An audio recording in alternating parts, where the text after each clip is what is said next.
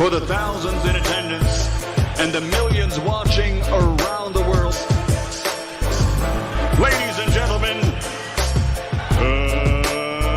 let's get ready to rumble! Yeah. What's up? It's the boy Coach Malachi Williams in the building. We back. New Media Today USA Boxing. We are back. The old boys here. We here today, guys. We're here. Let me see what's up. I think I got the wrong thing showing up here. All right. What's going on, everybody, man? What's going on, man? We're going to have a good show today. Today is, what today, Monday? Yeah, we're going to have a good show today, man. Got a good, funny show, live entertainment. You know, we're going to make it do what they do. If you're new to the channel, please subscribe, hit the like button. We ain't taking no prisoners today. You know, my man, Mell spoke up and he said, man, listen, man, he want that smoke, man. He said he want that smoke. It's amazing that, you know, on our show, you know, let me tell you something, guys.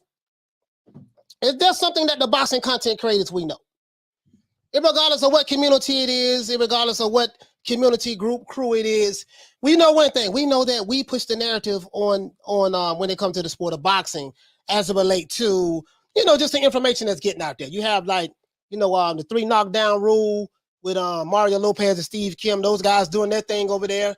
You know what I mean? Keeping boxing alive over there by talking about it. That's how you keep it alive, by talking about it. Covering the sport.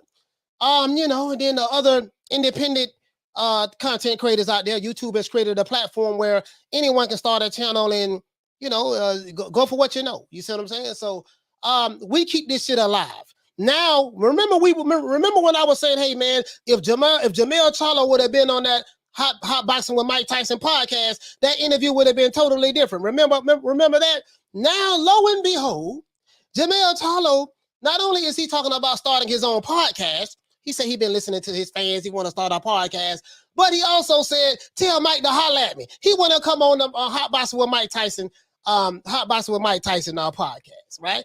That's amazing that he said that. You know, I was like, I was just saying that shit about 3 days ago. You see what I'm saying? So it is what it is. You know what I mean? He need to go ahead and get on there. He gotta play clean up. Man, my brother making the Charlo name look bad, dog. Man, I gotta go on his podcast and try to play clean up. Try to play shortstop. You know, the clean up, man. Let me clean up all the garbage, man. Get all the garbage yards. You know what? Get all the garbage yards and stuff like that. And let me play clean up. Yes, you know, my big brother, Big Mell, is making us look bad. I'm getting messages from fans because they can't tell the difference between Jermell and Jermell. They hitting me up, calling me all kind of cowards. They saying I'm soft, all of this stuff like that. And we saw you on the podcast. So he said, let me get on there and try to clear the record. So Big Mell got to come in there and play first base for his brother. Shout out to the Queen Arlette. Let's shout out to the Queen Arlette. Hey, okay. How the dude say, stay on code, coach. What code? Please be specific. Please be specific. When you say stay on code, break it down to me. I want to understand. You know what I mean? Because I know the code. I know the code. He say stay on our Black Excellence code, coach. Christian Rodriguez. Okay. All right, brother. That's how you feel. Okay.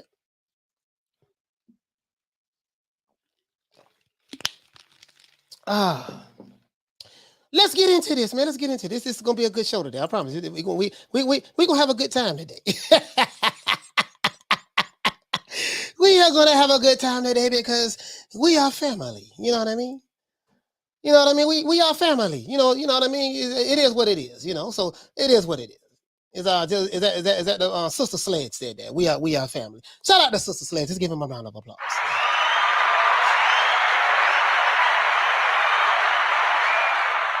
Salute to the boxing lounge. Hey, okay.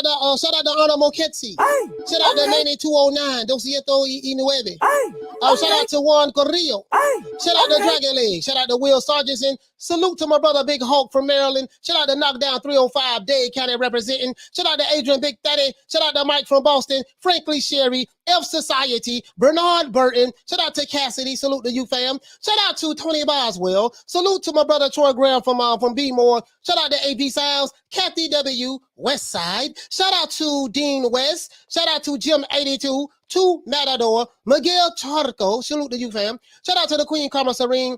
Salute to Jay Miller in the building. Here to there. What's going on, fam? True Gritter 402. You know what I mean? What's going on, my brother? Shout out to Big Roach, Malcolm Roach, man, from I think my brother from Houston, Texas. Shout out to Cuzzo, Hair Hero Elite down in the Orlando, O-Town. Shout out to Jay Rodriguez, Fuller Bar with the Lake Reed, Philo 58, Ralph Reacts, Ron Boy Fresh from DC, Dantes, what's going on, fam? Dantes right here in the Tampa Bay area with the old boy. Tampa Bay, the Bay, represent for the Bay.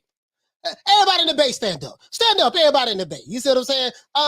We know we got Oaktown, Oakland Bay, you know what I mean? The Bay Area over there on the West Coast. We also have the Bay Area right here in West Central Florida. Okay. Shout out to Big Ron Hinkley from Vermont. Shout out to Charles N. Chick from LA. Shout out to Damian Bennett from B-More. Salute to Lonnie Laughlin, the Queen Lil Green Eyes Pete from the UK. Shout out to my brother Charlo. Shout out to Ahmed, Jack Wadatama, Thomas Jones, Jason Dockery, Fistiana Fights, the Queen, Misfits, the Queen. Shout out to my brother Retro Boss in the documentaries, my brother Blood. What's up, brother? Shout out to Schoolo X-Mon, my main man from the ATL, Mark Nash, Rider of the Storm, Carl Hansen, Filet Fly from London. Shout out to the Queen Bless 365 from the West Coast. Shout out to A. Sneed. Shout out to Dr. Paul Evans, the good doctor. Shout out to Mr. Paz. Salute to the Queen Arlette from Harlem. Shout out to my big sister, Lisa Bales. Shout out to Smith & West, my brother from Detroit, and Punch Perfect Boxing. Let's get into this. Let's see, man. He said, he say, the Shot at Big Nuts hoodie. Clutch, yeah, man, we got the Shot at Big Nuts hoodie, man. Hey, my homeboy Shot at Big Nuts. Hey, Smith & West. My homeboy Shot at Big Nuts told me, he said, I got to give him a cut of all proceeds. Any Shot at Big Nuts sweaters that I would sell from this point forward, my homeboy Shot at Big Nuts said he got to get 10%. 10% go to my homeboy, Shot at Big Nuts. Let's get Shot at Big Nuts a round of applause.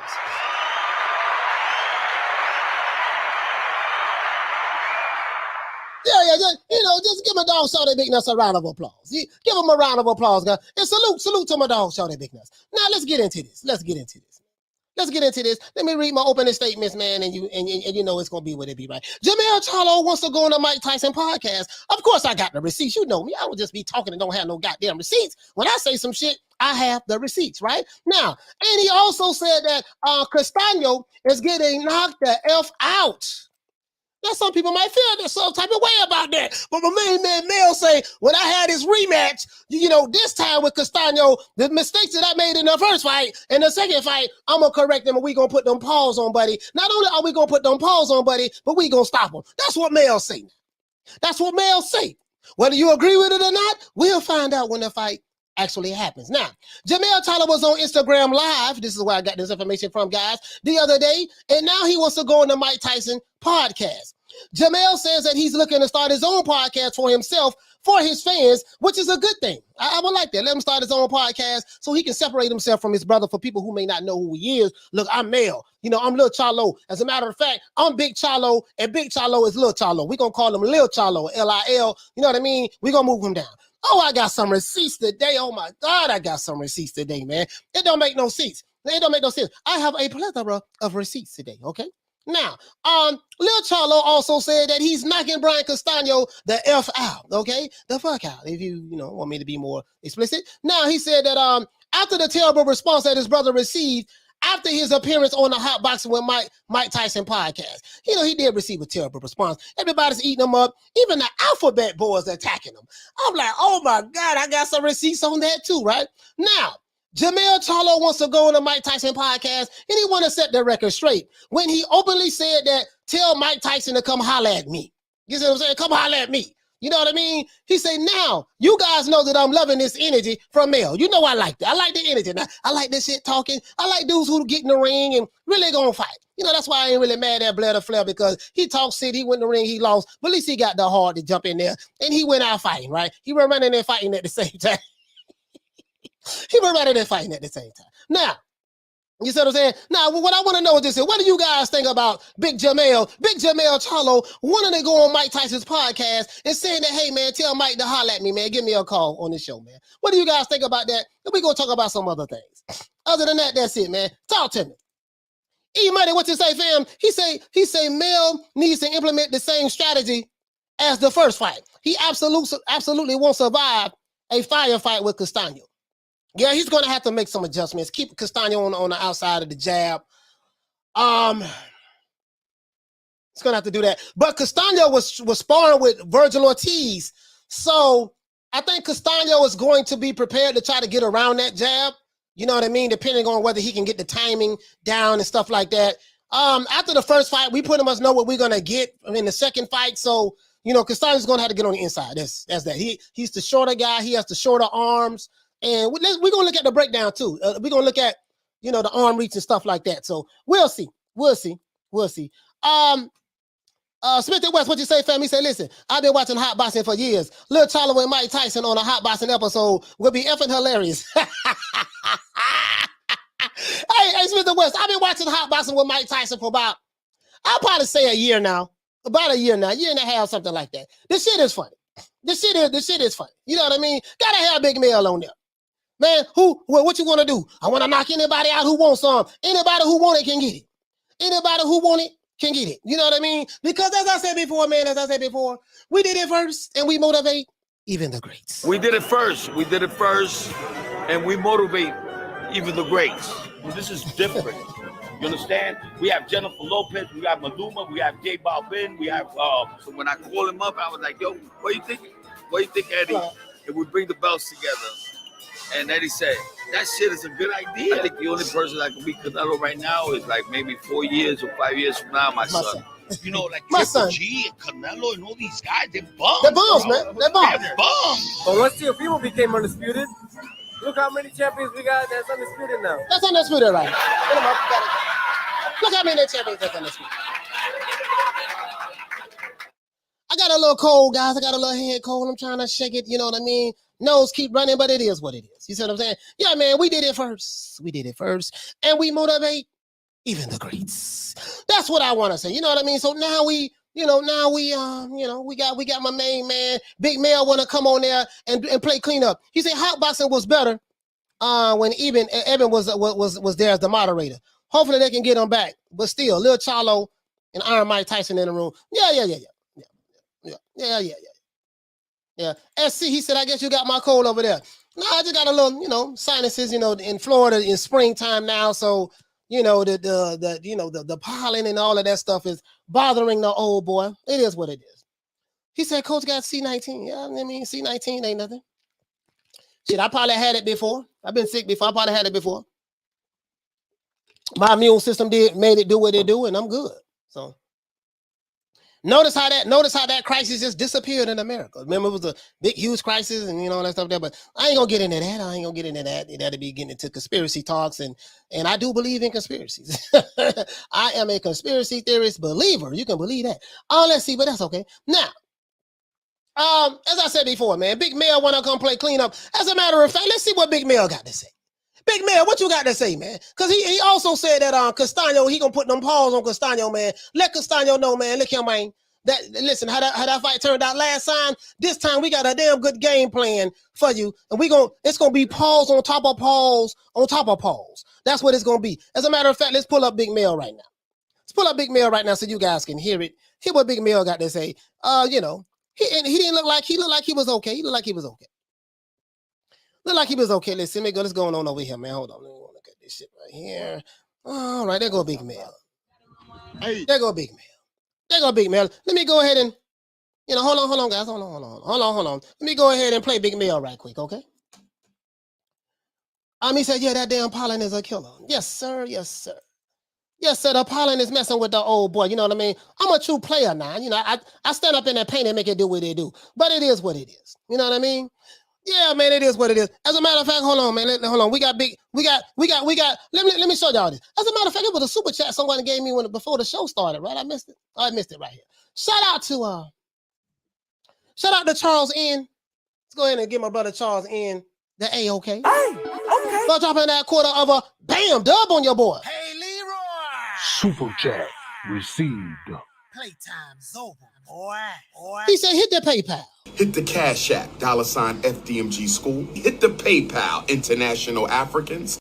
All the international Africans out there, hit the like button. Don't duck the like button. I don't want to see you ducking the like button. If I see you ducking the like button, bobbing, weaving, and slipping jabs and stuff like that, and cutting it, we don't want to see that. Okay.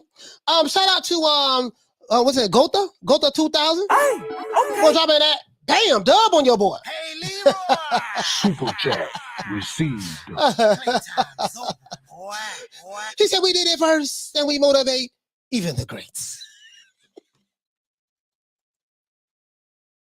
But that shit was hilarious. I said Big Papa needs to eat before the keynote lecture tonight.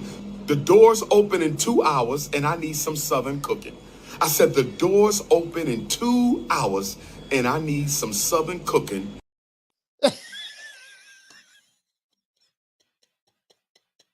You heard Big Papa. So we need the donations to step up because Big Papa needs to eat and he needs some Southern cooking, okay? So listen.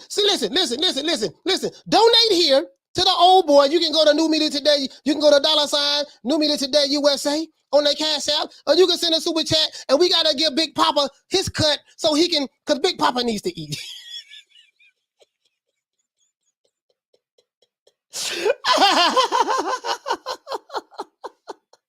Big Papa needs to eat. Cool, but what you say, fam? He say, Coach, I had to correct the Charlo fanboys on your post earlier before the show.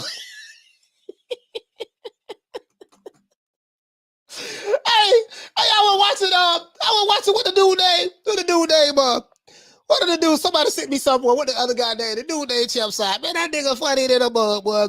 He say, Canelo has been ducking Jermell Charlo.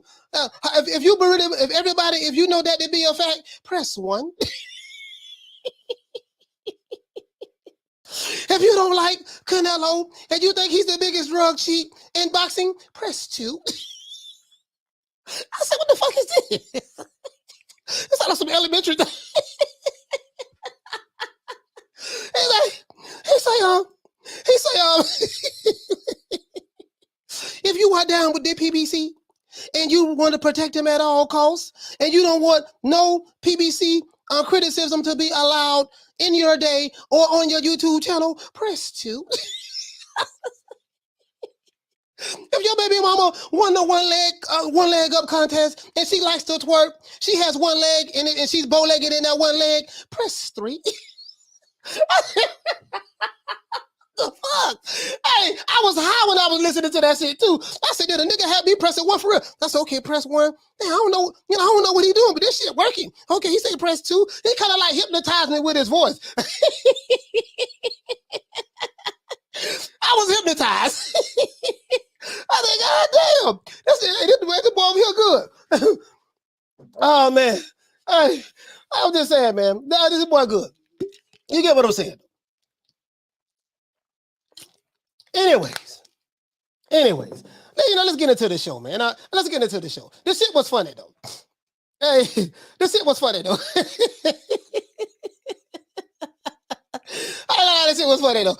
Hey, shout out to Dr. Paul Evans for dropping them 2 pounds on your boy. Hey, Leroy. Super chat received.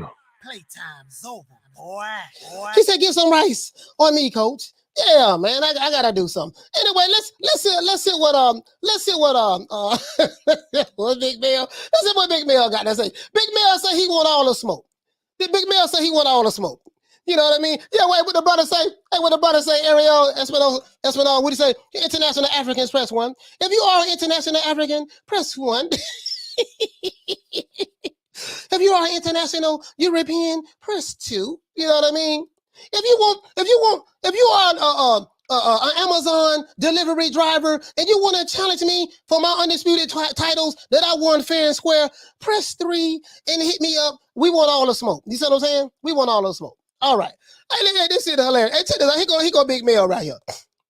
He go Big Mell over here, man. Let me show y'all Big Mell. The hell Big Mell was doing? Okay, hold on, guys. I thought I had it up. Big Mell, talk to him. Tell him. Let the people hear. So the people know. You know I come with the receipts. Let the people hear what's going on. All right. Let's see. We got it there. All right. Oh, my bad. I'm gonna turn that bitch into a podcast so I sit down and talk to y'all. Fuck that, dog. I see what my fans want. My fans want me to sit down and hang out, talk. They want me to kick it and vibe with them. Hold on. Now I'm going out walking around. Hold on, guys. Hold on. I didn't know that it wasn't playing. I didn't know that it wasn't playing. So here you go. I don't know if he's drunk or not. I don't think he's drunk. I think Big Mell was sober. I think it was sober. Hold on, guys. Let me play it so you guys can hear it. Let me play it so you guys can hear it. Hey, ringside with the Lions. I'm gonna turn that bitch into a podcast so I sit down and talk to y'all. Fuck that, dog. I see what my fans want. My fans want me to sit down and hang out, talk. They want me to kick it and vibe with them. Now I'm walking around, following me and shit. Y'all be ready for something that's coming soon. Yeah, man. I'm gonna knock that bitch out, though. I fuck, I give y'all 12 rounds of fighting and shit. Knocking that bitch out, man. Hey. Fuck that. Hey. And tell Mike Tyson come holler at me. Hey. You heard what he said, to tell Mike Tyson to come holler at me. When he said he gonna knock that bitch out, he talking about Brian Castano. You know what I mean? He said, tell Mike Tyson to come holler at me. And he said he gonna start his own podcast. That's what he said. You know what I mean? So, you know, it's ironic that he said that after we talked about it on the show. Mell, see, listen, these dudes be on the internet, they be like, God damn, but he talking shit about goddamn my brother Mell, man. God damn, he making a Charlo name look bad. Man, I'm on Twitter, they clowning him on Twitter. Man, I went to Facebook, you know, they making memes on them on Facebook and in Twitter. God damn, I'm on Instagram. You know, they talking shit about him on Instagram. I went on YouTube, everybody talking about, God damn, I need to clean it up, man. Tell Mike Tyson to come holler at me, man. He said, tell Mike Tyson to come holler at me. You see what I'm saying? You got to. If you're new to the channel, please subscribe and hit the like button. We got over 200 watching. We got to get the likes up. I want to open up the phone line because I want to talk to the people. I want to talk to the people. Man, I say, goddamn it, tell Mike Tyson to come holler at me, man. Tell Mike to come holler at me. Once again, I do not own the rights to that material. It was for educational purposes only. We got to say that, guys, because we did it first, because we motivate even the greats. But we got to say that at all times, okay? Let's go. Let's hear it one more time. I'm going to knock that bitch out, though. Big man. Fuck, I give y'all 12 rounds of fighting and shit. Okay. Knocking that bitch out, man. Fuck that. And tell Mike Tyson come holler at me. Hey. See, I like that. All my love for Ride with the Lions. It ain't went nowhere, baby. Okay. I'm going to be right back with y'all. Okay. Swear. And he happy. God. And he happy, man. Listen, Mell was happy. He's smiling. Hey, y'all see the smile on Mell's face. Now, I like this. I like this Jermell Charlo right here. He happy. He's smiling. Look at him, baby.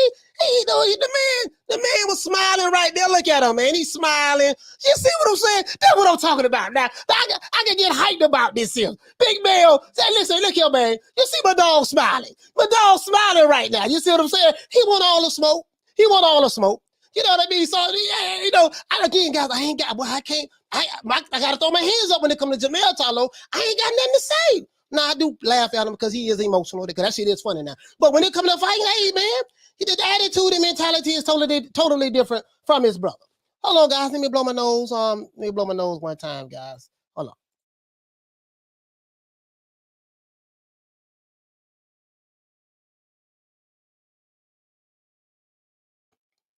Yeah, man, you know, I had to blow my nose right quick. I told you I got this head cold. My nose just keep running, dog. You see my nose red and shit. I'm like, yeah, man, my nose keep running, man. But yeah, Mell want that smoke. Shout out to Coach K. Salute to my brother, man. Hey, okay. He say, salute, Coach. Mell the one. They said, Mall talk scared. Man, they said, Mell want all the smoke. Hey, the wolf of course, that's that psycho smile. Man, I like Mell, man. God, Mell be... That nigga crazy, that. He is crazy. Now, this Jekyll and Hyde. This is different as night and day. Did you see how he's talking on here? Now hold on. I want you to see how he's talking on here. He's talking very clear. He's happy. He's smiling and all of that stuff there. You know what I mean? And then over here was totally... There's nothing that I can do. Sorry, I moved my camera. There's nothing that I can do other than just be patient. Let these boys keep talking that smack. And me be who I am. Damn. Phone number falling. I mean, my bad. Look. Different than night and day. That Mell on there, clearly he was, he was on that good sauce. And this Mell right, he just happy, chilling, he's shang-a-langing with his family. Look at that, man. Look at that. The brother got a beautiful smile. Sitting there shang-a-langing with his family. You know, he just, you see what I'm saying? The man just sing-a-langing right now, man, enjoying himself, sitting at his house, you know, sitting in front of his pool. The energy. See, this is what I be talking about. That's what I be talking about, man. I'm about that. I'm about all of that. I want to see my fighters want the smoke. That's what I want to see. If you King Kong, your ass better be fighting Godzilla. That's all I'm saying. You better be talking like Godzilla. You better be walking like Godzilla. You better be moving like Godzilla. You better be fighting like Godzilla. You better be flaming like Godzilla. You better be doing all the things that Godzilla do. Wagging his tail, screaming in the air, shooting radioactive laser beams at his opponent. That's what I want to see. I don't want to see you fighting Toucan Sam, Popeye before he eat the spinach, olive oil, Smurfette, Brainy Smurf, you know what I mean? Krillin from Dragon Ball Z, he the weakest one. I don't want to see that. I want to see some. You get what I'm saying? That's all I'm saying. That's all I'm saying. Maybe I'm stuck in the past. Man, it's a possibility. I could just be stuck in the past, and I probably need to just, you know, get with the program. I probably need to get with the program and just realize that boxing, you know, the boxing that I remember is not there anymore. This is where it's at now. I actually do cuss a little. Do you? Also, yeah. What's your favorite curse word? Probably fuck. No, this is where boxing is at right now. Maybe, and I be having the young whippersnappers reach out to me. They say, Coach, you're too old school. You got to let that old shit go. You need to catch on to the times. This is the TikTok times in boxing. This is the Instagram times in boxing. This is the Facebook and Twitter times in boxing. This is the social media, YouTube time in boxing. You need to catch on and get with the program, old man. This is what they telling me. You know, well, I'm like, nigga, please. That's what I'm like. This nigga's scared. Yeah, so when they go to telling me to get with the program, I just, I just can't, you know, because we did it first, and we motivate even the greats. I can't do that. He said, can't lie. Krillin is the strongest human though. Krillin garbage in a motherfucker, you know that. You know what I mean? I'm just saying. You know what I mean? That's all I'm saying, bro. With me, it's very simple with me. I want to show you guys something too. Boy, I got some funny shit to show y'all, boy. God damn, boy. Bro, listen. I don't mean to deviate a little bit. We're going to talk about my main man, Mell. I love Mell. He said he's knocking Brian Castano out. And he said, tell Mike Tyson to holler at me. I provided the receipt for you. I showed it to you. Shout out to Fight Hype for recording it as well. Fight Hype, once again, I do not own the rights to that material. It was for education purposes only. Okay? Now, as I said before, you know, Jermell, I like Jermell. But let's pivot over to Jamal.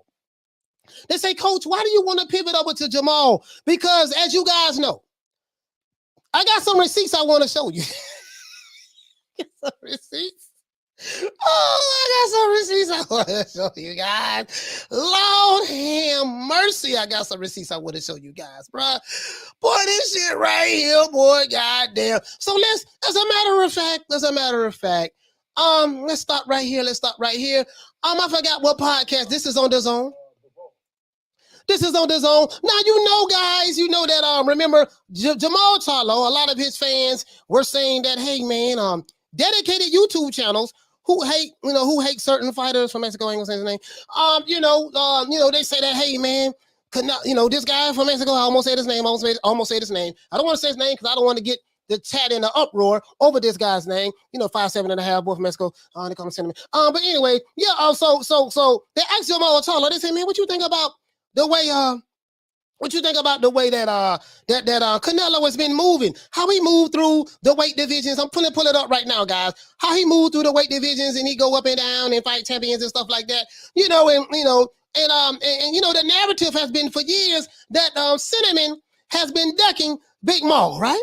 So that's been the narrative from Big Mall's fans. He's been ducking dedicated YouTube channels, been saying the same thing for years, right? That's what they say. We got to say the C word, because if you say this man's name in boxing, people get their panties in a bunch. They get upset. His name has been known to cause strokes, aneurysms, people having seizures, and these are not funny symptoms that I'm talking about. I'm not trying to make mockery of that, guys, but literally these guys, when you say the C word, these guys just face start contorting. The whole day be bad. They go to bed thinking about this guy, and they wake up thinking about this guy, and all through the day they go to thinking about this guy. I have been the guy that's been saying what? If the boy, the C word, don't want to fight you, move on and make other fights. I've been saying this shit since last year. Remember that, guys? Anybody who's been following me, you know that I've been the one saying this. I have been the channel that's been saying this. I took all of the shots. They been calling me coon. They called me sellout. They called me Uncle Tom. They called me house nigga. They said they called me every racial name, racist name known to man, all because I called it the way I saw it. I called it the way I saw it, and they attacked me. Guess what? Some of my same detractors, the people who attacked me, they are now saying the same shit that I'm saying. Let's stop right there and let me pull this up. Shout out to Mr. Calderon for dropping that $2. Bam, super chat on your boy. Hey, Leroy. Super chat received. Playtime's over, boy. He said they treat Canelo. Oh man, you said the word. They treat the C word like Voldemort, like Voldemort. Oh man, Megatron! No, you know how Starscream used to always be screaming. You know what I mean? Oh man, this is just goddamn. But anyways, let's continue. So let's pull up my main man. So now, here we go right here. So now this is on this show right here. This is on this show right here. I forgot this is this show. I forgot this dude right here. He look like a fake ass Drake. So we got the fake Drake over here where it worked for the zone, and we got this brother right here. So Jermell Charlo was right here in between the fake Drake and in between the fake Drake and this other brother. I forgot the name of their podcast. I think this dude named Murata, whatever they got their name is. I probably seen it maybe once or twice, maybe like 2-3 minutes of it. You know what I mean? But he was on this show right after the Mike Tyson show. And let's hear what he had to say. What do you think about what he's doing moving up to 175? What do you think about what he's doing moving up to 175 to fight Bivol? Once again, I do not own the rights to this material. It's for education purposes only. YouTube, I do not own the rights to this material. It's for education purposes only. Let's continue.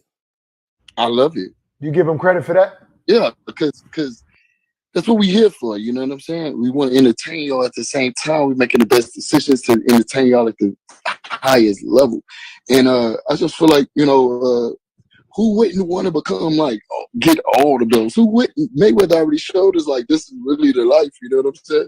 Yeah. So he was asking him, what do you think about the C word moving up in weight and doing stuff like that? Jermell Charlo said, I love it. Now, a lot of Jermell Charlo fans, pro PBC ass kissers, pro PBC YouTube channels have been saying that the C word has been ducking Jermell Charlo. He's been bobbing and weaving, shucking and jiving, running, shaking in his boots. This 5'7.5" guy, this small guy who's fighting bigger guys, they say he's been doing all of this stuff. But guess what? Pro PBC ass kissers and pro Jermell Charlo, because he's with the PBC. They've been saying this stuff, right? Now, when you know that it's something, when the letter people is what I like to call them, the alphabet boys, not all of them, but some of them, most of them, you know that when Chief LDBC turns against you, and the other minions over there, not all of them, some of them are some good guys, KQKC, shout out to KQKC, that's my brother over there, man. Not talking about him. Just some of the guys, just some of those guys over there. But some of those guys, it's really three, right? Some of those guys, and then the guys who are, the egos and the other guys, the Fanans and the Dantes and stuff like that. It's amazing that that's been pushing this narrative that the C word, the boy from Mexico was ducking this guy.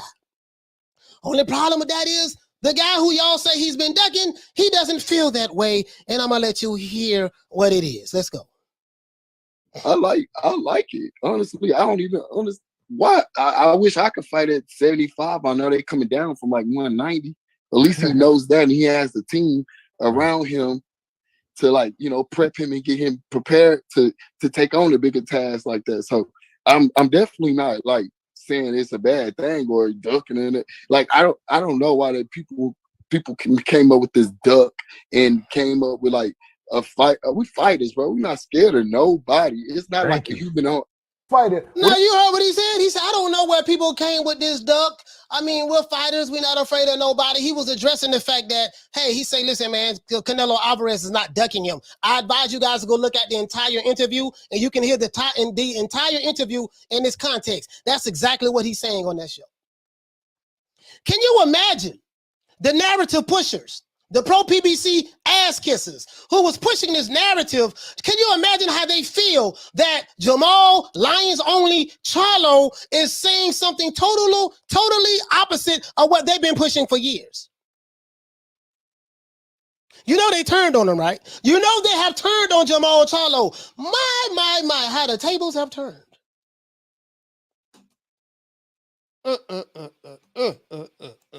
My, how the tables have turned. Shout out to Mike Lowry. He said, Coach, my wife and I crack up listening to you daily. Keep up the great job. Oh, okay. Shout out, hey man, Mike Lowry, so let's give you a round of applause. You and your wife, man. You and your lovely wife.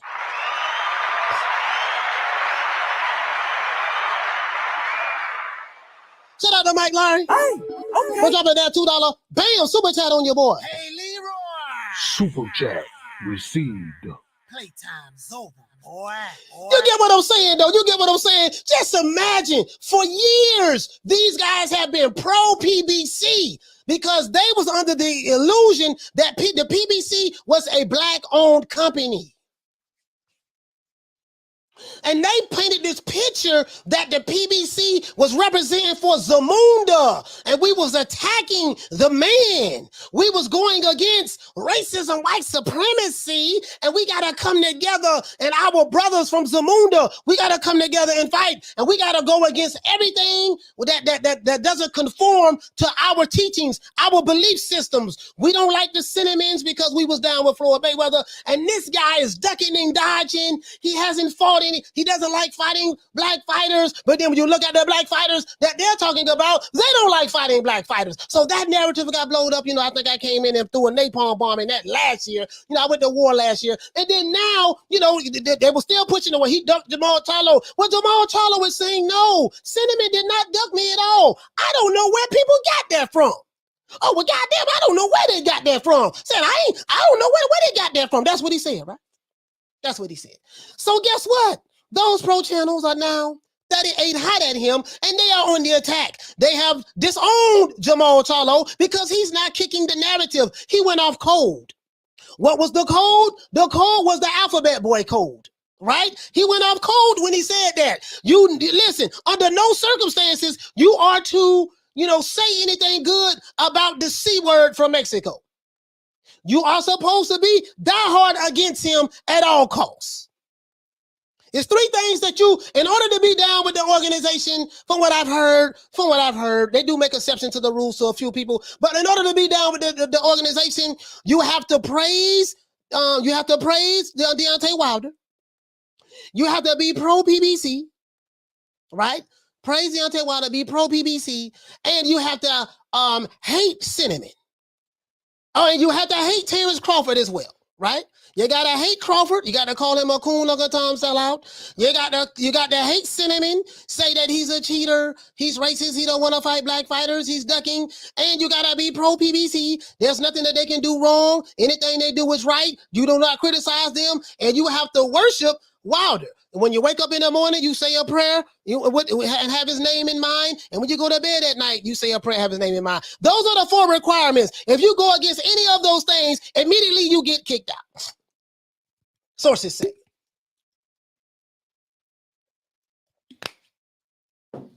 I got some receipts. Y'all want to see the receipts? Let me show you the receipts. Let me show you the receipts. Boy, I do not fucking play over here, boy. I don't play. Now, Exhibit A, let's go to Exhibit A. Exhibit A. I do not own the rights to this material. It's for education purposes only. I do not own the rights to this material. It's for education purposes only. I only come with the receipts. See, I don't want nobody saying that, oh man, you lying, coach. He didn't say that. You making shit up. You using clickbait titles. One thing about me, I am not like those other channels. I do not use clickbait titles. If I have something in the title, that's exactly what the fuck he said.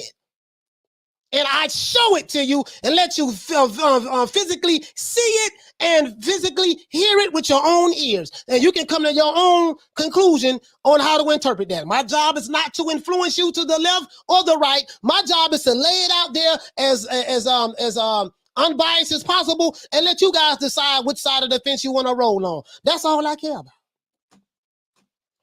That's all I care about. What they said is okay. I ain't gonna pay attention to what they do saying over here. Hold on. Oh, he say, knock down 305. What you say, fam? He say, coach, you started all this shit. Hey, man, it is what it is. It is what it is. Yeah, man. You know what I mean? It is what it is, man. I just got to call it the way I see it, dog. Now, let's stop right there. Now, for all of those guys who were pushing this narrative, they have turned on Big Mell. They turned on Big Mell. Lord have mercy, they turned on him. You know, Mell made one mistake. They're now saying that, he's a fan of Canelo. I'm going to give you exhibit from our good brother, your favorite YouTube channel. Shout out to my brother, man. The brother over there, 7A Sports TV, man. Shout out to the brother over there, man. He works hard. He does his thing, and it is what it is, right? But this is King PBC, not King LDBC. I'm going to let you hear King LDBC in a minute. And when you hear King LDBC, what he has to say, it kind of threw me for a loop. I'm like, God damn, when they go to eating their own, something is wrong. When they go to eating their own, something is wrong. Mell made a big mistake. He praised the C word. Let's continue. So let's hear what King LDBC had to say about our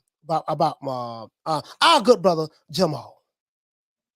We want Canelo. Canelo, please. Canelo, hey, Canelo, can you talk to me? Hey, now Canelo clowned him. Made a fool of both of them. Now you can't even fight Demetrius Andrade. Andrade moved up to 168, still chasing Canelo.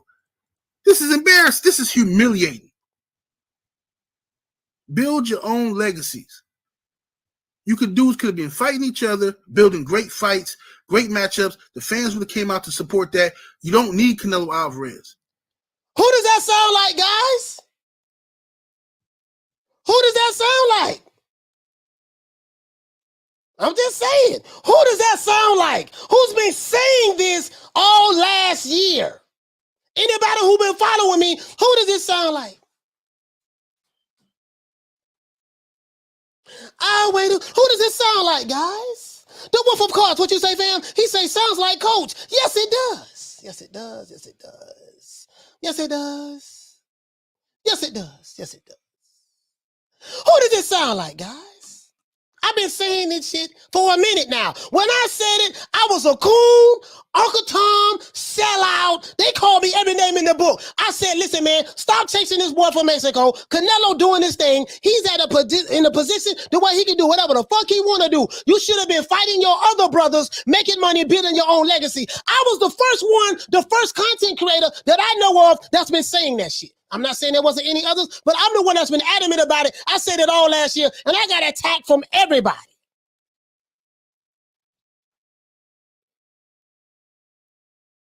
Yeah. I did it first. We did it first, and we motivate even the greats. We did it first, and we motivate even the greats. This is different.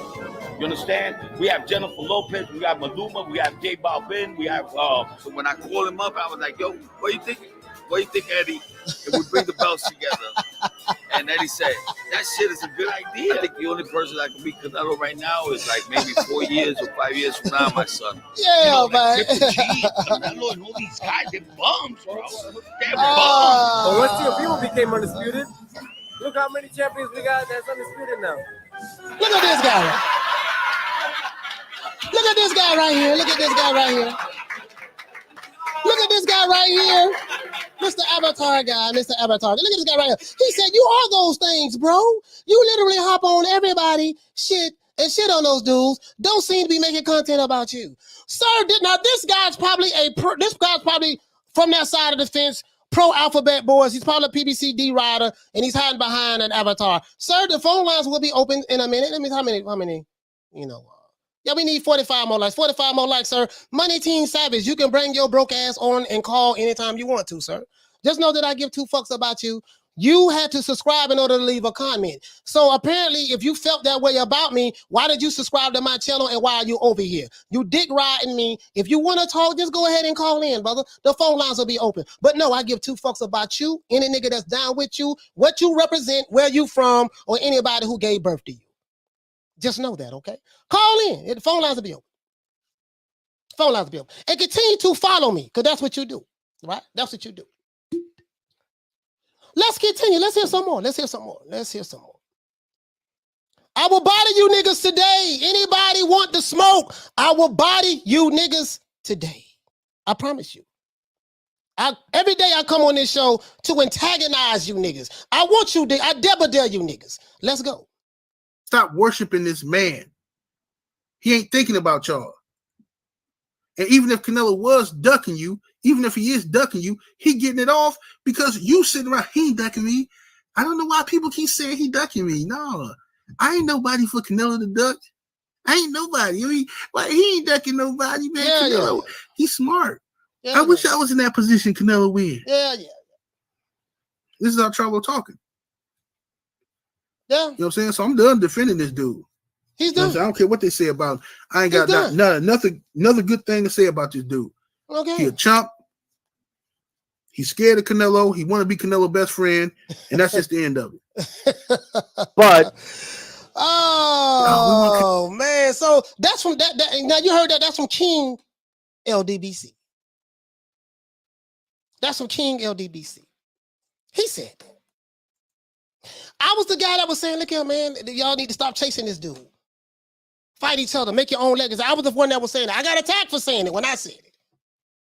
Are you going to attack King LDBC? I doubt it. Again, phone lines will be open in a minute. We need 28 more likes. Any nigga in the chat who has a problem with what I say on my show, phone lines will be open. Call in. I do not give a fuck about my detractors. I love you guys. I will body your ass. You ain't gonna do shit. I know it. You know it. You haven't done shit yet. You're not gonna do anything. Not afraid of no avatars, no internet gangsters. Whatever nigga wanna do, call in and say what you gotta say. We ain't running from shit over here. I promise you that. Okay. That's all, man. He said, I'm just trying to hear a valid argument what makes you a coon. Yeah, these guys don't even know what the definition of a coon is. But that's okay. I ain't got no problem with that. It comes with the territory. It comes with the territory. Okay? Let's continue. No, I'm not finished. Now, you heard from King LDBC.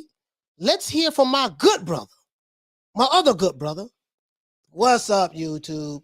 It's your boy. Let's hear from my other good brother right here. Let's hear from it's your boy. Let's hear from my good brother right here. I got love for this brother here. He's a nice guy. I heard he's a nice guy. Let's continue. Let's continue. I want you to hear some more. You know what I mean? I don't want nobody thinking that, oh man, you sitting around here. See, I like to play the receipts because I want you to hear how I've been on the front line with this shit, but now the tables have turned. 154, and after you beat Julian J. Rock Williams, and you started saying, Cinnamon, where you at, Cinnamon? Don't duck me, Cinnamon. That was Jermell Charlo. Saying, Cinnamon, don't duck me, Cinnamon. Cinnamon is Canelo Alvarez's nickname. Right. Then when you became a 60-pounder from 54, okay, and you became the mandatory WBC World Boxing Council mandatory to Canelo Alvarez, and Canelo Alvarez got franchised. Okay. 3 days ahead of your fight with Brandon Adams. Okay. When you was the mandatory. Yeah. And I was one that interviewed you and asked Jermell Charlo, what did he think about it? And he said, you need to ask the WBC and everybody else, how is he able to duck his mandatory? It doesn't make sense. He should have So let me put it in context. So Blue is addressing where did the term Jermell Charlo, Canelo Alvarez was ducking Jermell Charlo from? That's what he was addressing. He said, where did that come from? Where did that come from? And so Blue was saying, nigga, it came from you. You was the one that said that Canelo Alvarez was ducking you because you came out and said it. And Blue was going back in time, you know, saying that, hey, you said it when you was at 154. You said it when you was at 160. You said all of this shit. So we were just following your lead. So when Jermell Charlo said, I don't know where people get this, Canelo was ducking me from, but it came from you. This is what Blue was saying. Let's continue. For it. The narrative became from you. You're the one part of the in your fan base. So now you're down in your fan base who feels like Canelo Alvarez is avoiding you. So you have a fan base, a loyal fan base that's saying that Canelo Alvarez is ducking you, avoiding you, and yet now you used to say that. Now you're saying you applaud what he's doing, and you're happy to see what he's doing.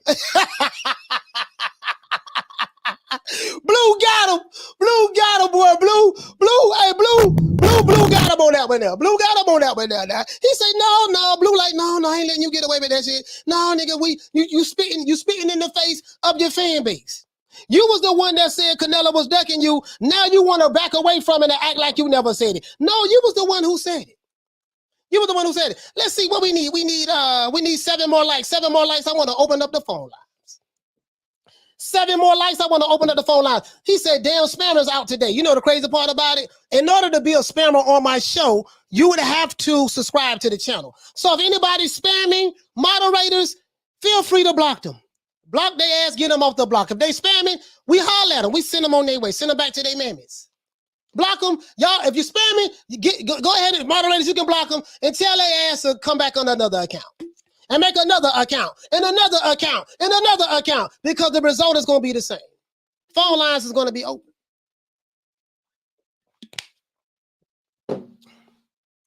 Okay, we reloaded. So let's go.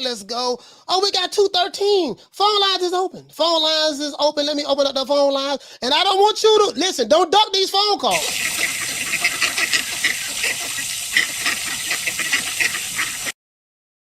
Don't duck these phone calls. You got a problem? Call in. Call me now. I want to hear from you. Phone lines is open. 530-494-9636. 530-494-9636. The nigga that said I'm a coon, call me. Call me. Call me. Call the coon today.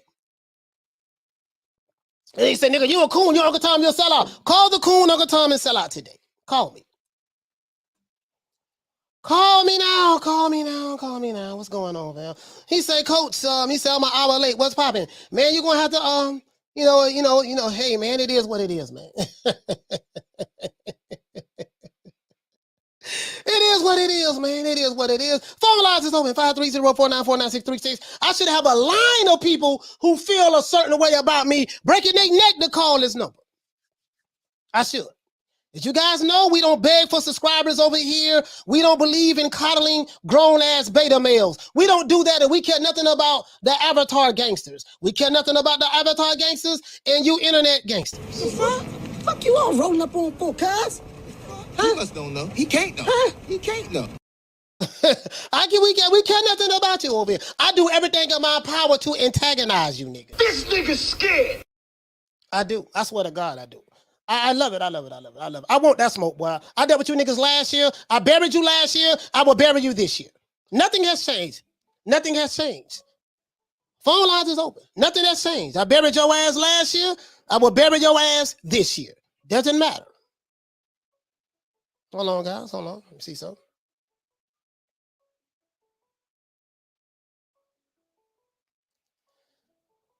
Caller, what's your name? Where you calling from? Steve from San Diego. Steve from San Diego, talk to me. What you want to talk about? I'm gonna be short about it. I just want to know where the hell's Oscar. I think he unsubscribed. I owe you one, man. Who's Oscar? Hey, what's up, man? Like I said, I owe you a subscriber, man. I didn't mean for Oscar to leave the chat. Who is Oscar? That's White Man. What the hell is that? You got all these damn haters over here. Oh yeah, I don't care. Yeah, we want it. We want it all. What's your name again, my brother? I gotta write your name down. My name is SC from San Diego. SC from San Diego. I got you, fam. SC, I got you. Yeah, we don't worry about that. We don't worry about that, fam. We growing like a mug over here. So, you know, they come. Hey, you know, that's right, man. Yeah, we don't worry about that over here. Supporting you, man. Pick up the big flip and smoke it. Get them lights up, people. Fuck all these fucking haters over here. They get mad because they hear the truth. I'm out, coach. Yes, sir, man. For sure, man. Shout out to SC. Shout out to SC, man. Calling from San Diego. Phone lines is open, man. I'll call back. If you see me on the line, if you see me on the phone line talking to somebody, if you're calling in, I'm not going to hang up on those guys to answer the phone. I'm going to finish with the guys who's on the phone, because if they took the time out to call in, I owe them the right to say what they need to say. I'm not going to hang up on them. So whoever was calling, call right back. Call right back. We ain't running. We are not running. We are not running, not over here. We don't do that shit over here, boy. No, sir. No, sir. Caller, what's your name? Where you calling from? Francisco. I'm calling from the Bay Area, California. San Diego? You got to turn the volume down in the background.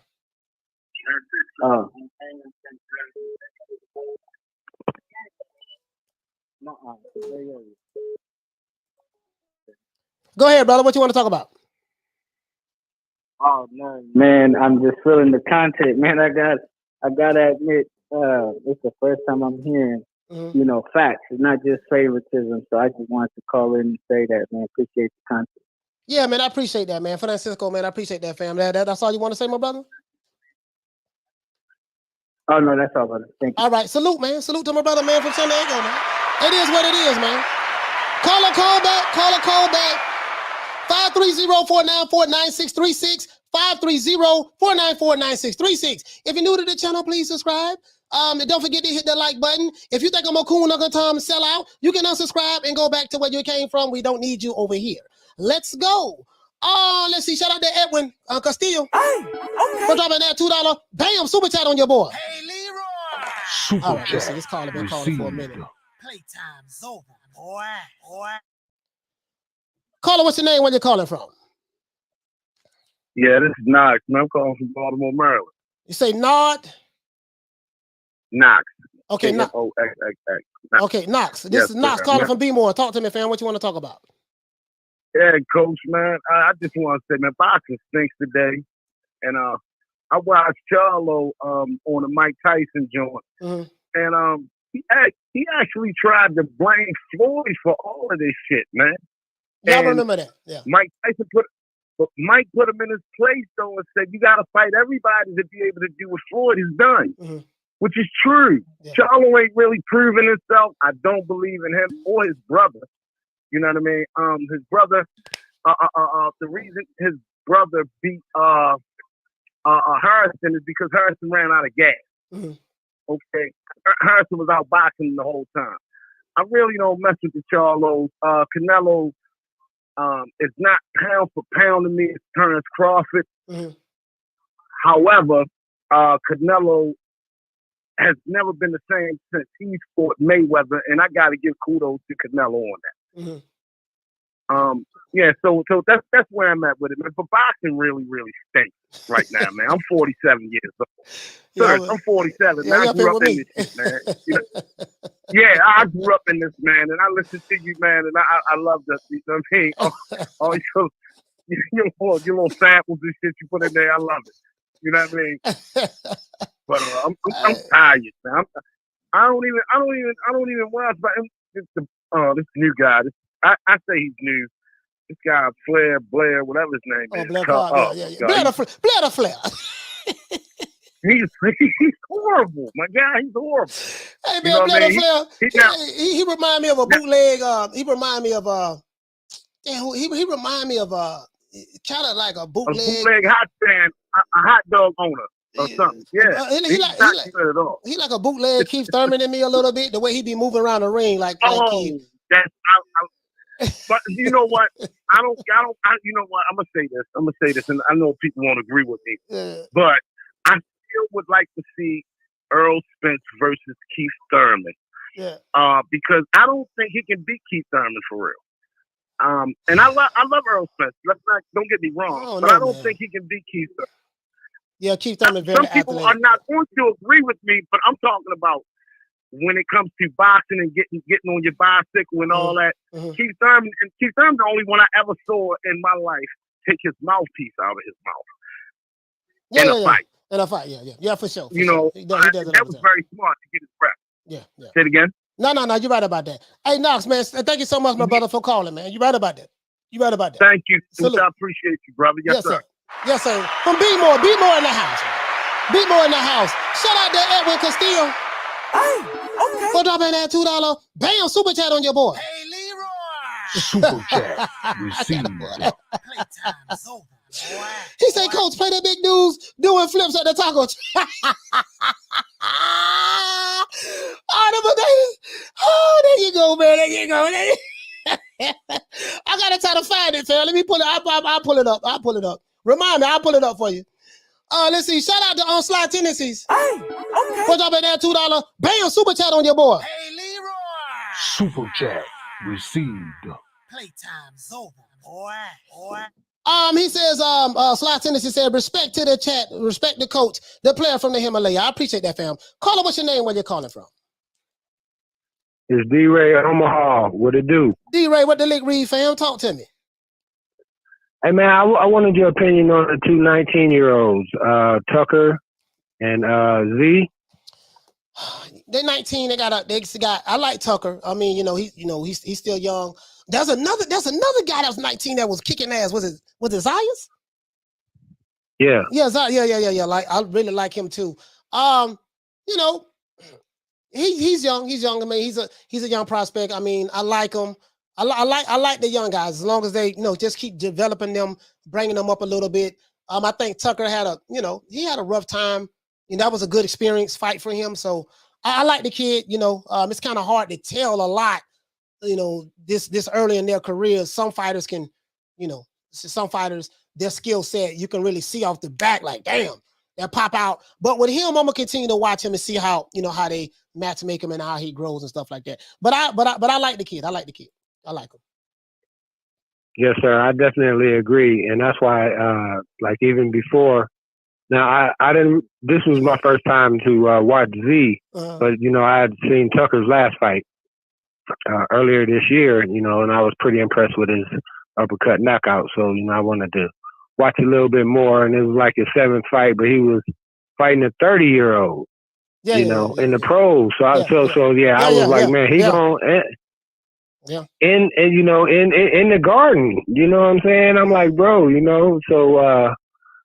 And that's the thing, I think it's just about the development, from here forth. And then they're not getting caught up in what most of the 30-year-olds and late 20-year-olds are trying to do with the sport as far as hopscotching around about who they fight and which weight they'll fight at.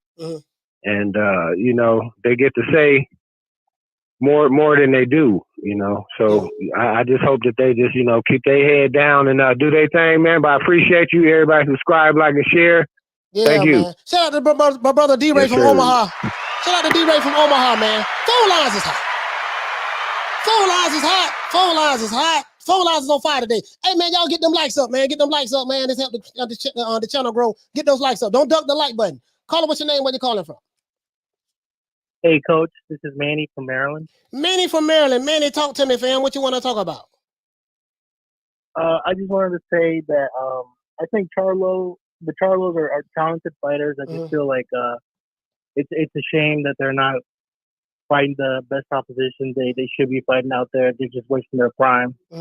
Obviously, the younger Charlo is, I feel like, he definitely wants all the smoke, and I feel like Big Charlo, Jermell, he should be fighting Andre, Plant, or Benitez, to get that Canelo fight. I feel like he's talented. He can definitely beat those guys. It's just a shame that they're not doing those fights. I feel like Andre and Benavidez, they're all afraid to lose that. I feel like they feel like if they lose to each other, they're not going to get the Canelo fight. I mean, the thing is, man, shout out, Manny from Maryland, man. Shout out to you, fam. Thank you so much, my brother, for calling in, okay? I really appreciate that. I totally agree with you on this. I'm going to tell you why. Salute to Manny. The thing is let's say if the C word, the boy from Mexico, I can't say his name, from Mexico, Saul, let's just say Saul. If Saul is really saying, hey man, listen, if you guys fight each other, I will fight the winner out of that. So when Jermell say David Benavidez doesn't bring anything to the table, actually that's not true. He does bring something to the table. He's bringing the Canelo fight to the table. Because if you win or beat him or he beat you, y'all get the Canelo fight. According to what Canelo was saying, if y'all fight each other. Caller, what's your name? Where you calling from? Hello? Yes, sir. Caller, what's your name? Where you calling from? Oh, that was quick. What's up, Coach? It's Fly, man. It's Fly out in Ohio, man. Ohio, what's your name is? Sly. Oh, Sly. Okay, I can hear you. Sly, talk to me, fam. What's up, man? What's going on with you? Not much. Did you get a chance to see any of the stuff with Golden Boy and Jaime Munguia? I see. I'm from what I'm hearing, I don't know exactly what you're talking about, but for what I'm hearing Jaime Munguia and his team has pulled out of the purse bid to fight Janabek for the WBO. If you're talking about that. Yeah.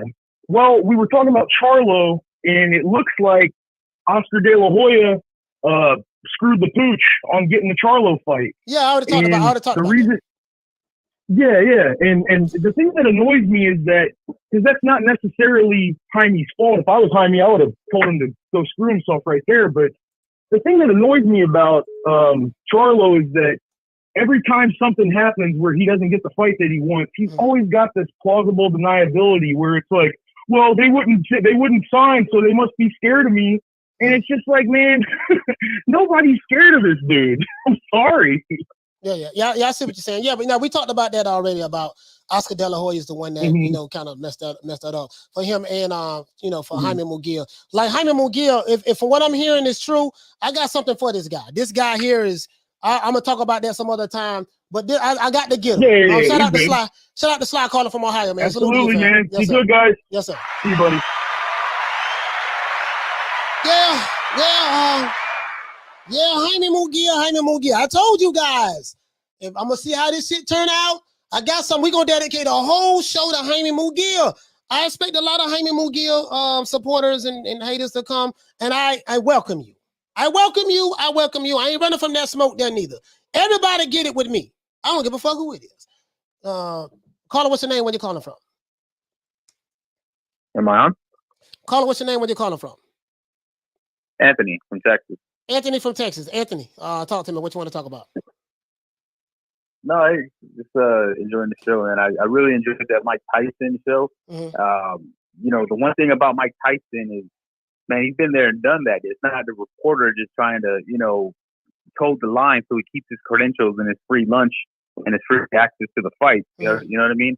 I've done that. I mean, I've been in that realm, and you gotta butter them up, and then you gotta throw some hardballs at them in a certain way where you say, this is what the fans are saying, so what would you say? And even then the fighters get mad. But that's what I love about Mike. The first thing he went in Benavidez, because he had Benavidez on the show before. So Benavidez stated his frustration.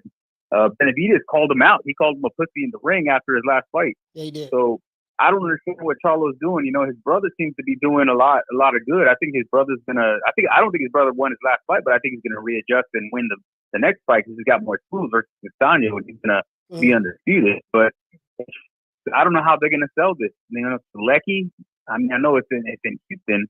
That's gonna help it, but I mean, this just goes to what I was saying before, that the PBC, they can't make fights within the PBC. The Spence wanted to fight, what's his name? One Time, and One Time didn't want it. I mean, you saw that with Gary Russell and Leo, and he's on that protection program. So I don't know. I think just my advice to you is just, I wouldn't worry too much about the haters. They sound loud. They're like the loudest ones in the room, but they're the weakest ones in the room. They're the ones that are the fewest ones in the room. And what cracks me up about people like that you're like detractors, like you're talking about, they're the first ones to stream. They're the first ones to steal. They don't pay for tickets.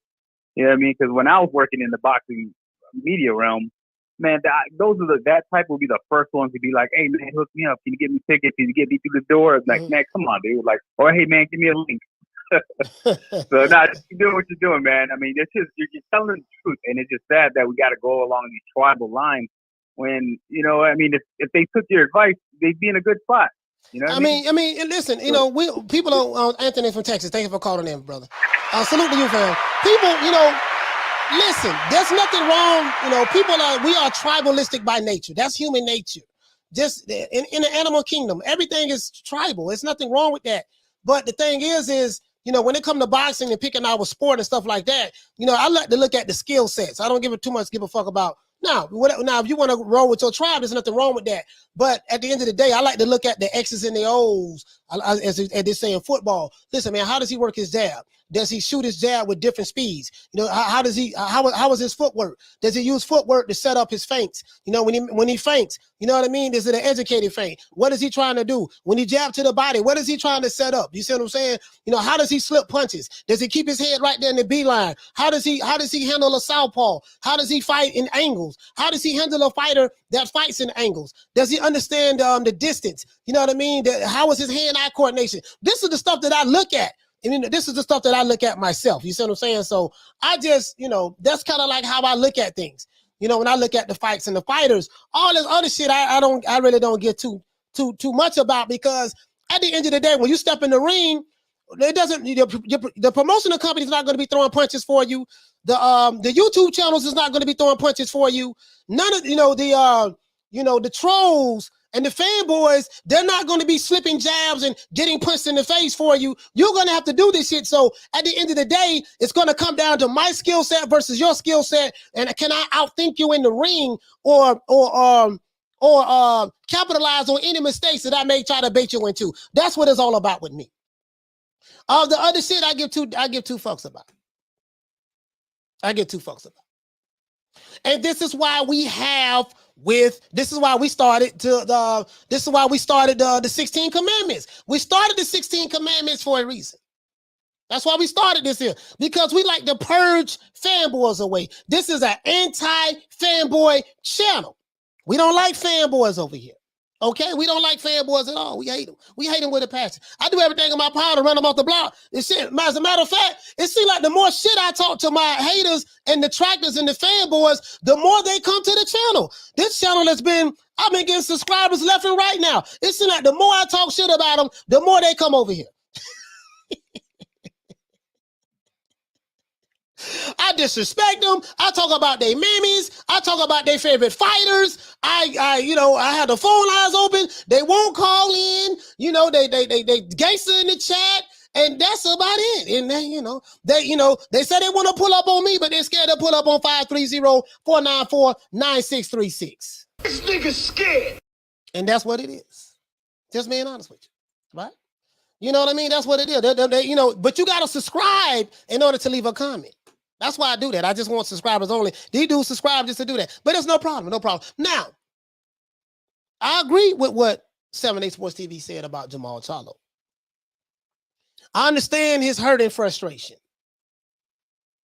And I understand Blue Bloods hurt and frustration as well. We rode for you. We are a pro PBC community. We hate Canelo with a passion. We hate some other black fighters with a passion as well, but we're not going to get into that. But as it relates to this particular subject matter, now it seems like you're just a fan of this guy that we hate so much. You got the nerve to go on another podcast shaking like booty meat, and you act like you was a fan of this guy on Tyson's podcast. And then you go on a Morocco show or whatever the dude show on DAZN, and you act like a damn fan, and you praise Canelo for doing the exact same things that you said that he was ducking you for. Now you saying he's not even ducking you, and you don't know where they got that from. And bro, so just imagine their hurt, their pain. I understand they're hurting their pain. You know, we supposed to hold down Zamunda, and this guy's going against the grain, so I can understand their pain. I can understand their pain.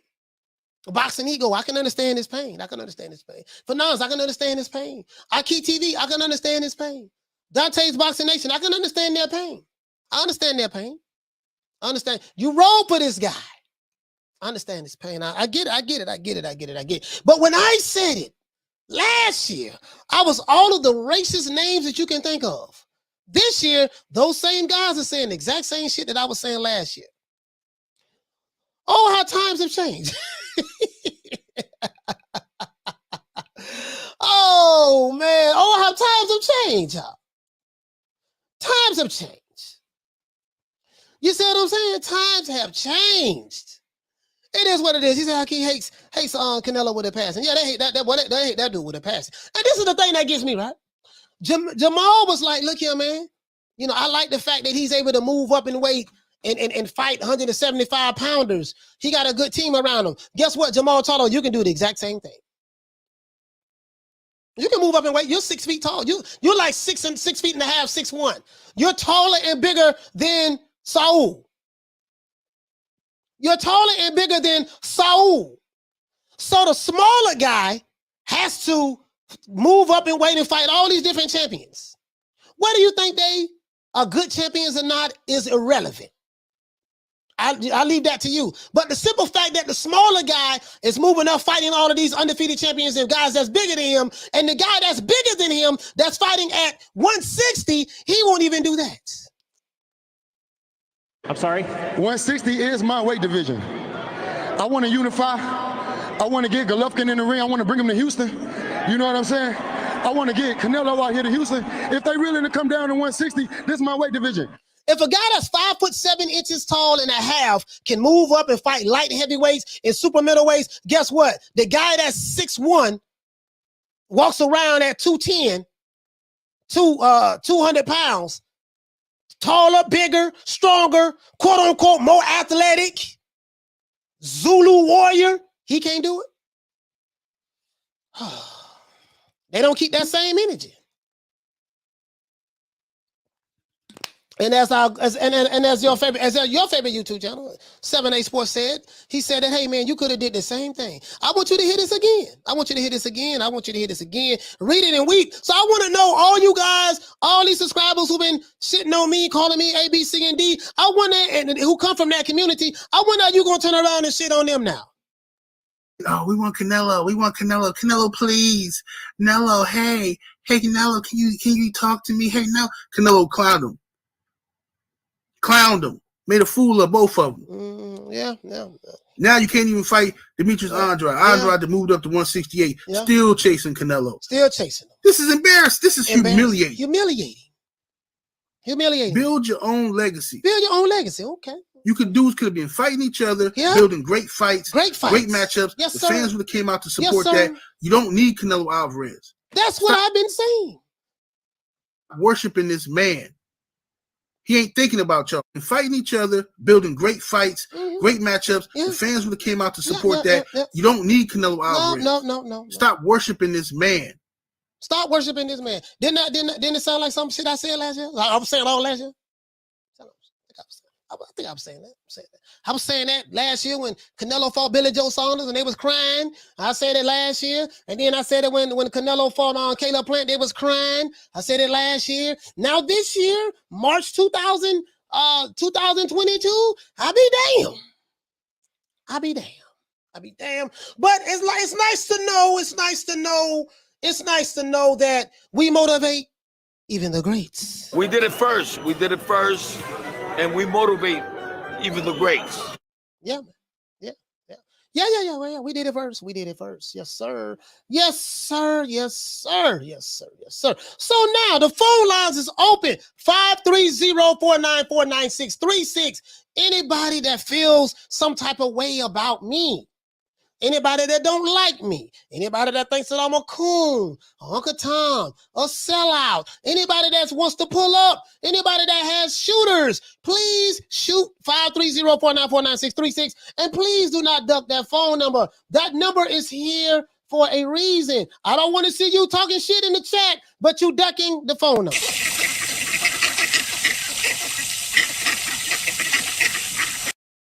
I want to hear that gangster shit. Where my gangsters at? Where my internet gangsters at? Where them internet gangsters at? Where are you? I know you are here. I saw some of you in the chat. I know you are here. I'm not bobbing and weaving you niggas. No, I'm not. Oh, okay. Now let's see.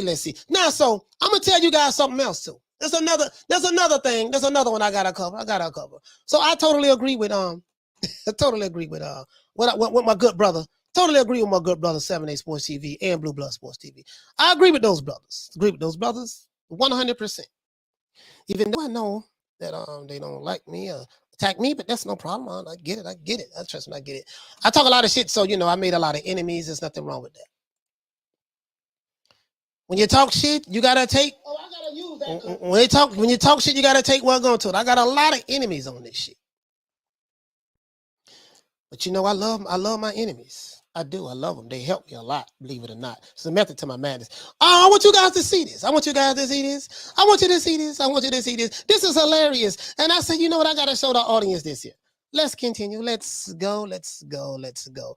As a matter of fact, let's do this. Let's do this. This is hilarious. Hold on, guys. Hold on.